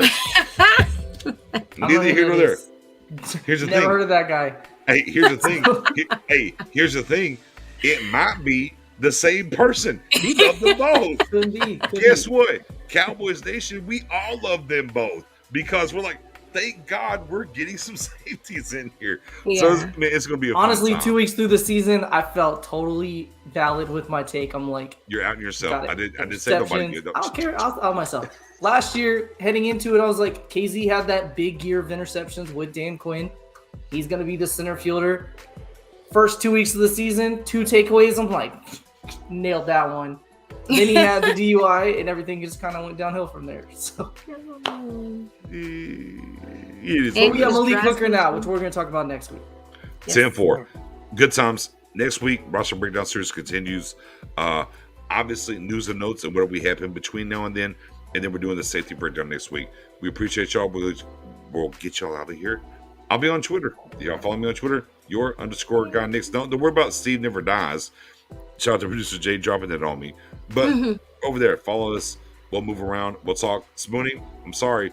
Look, get your plants and let's go. I'm dragging you. I can't drag these up. Look. I can't drag. Oh, he's got in Mary's,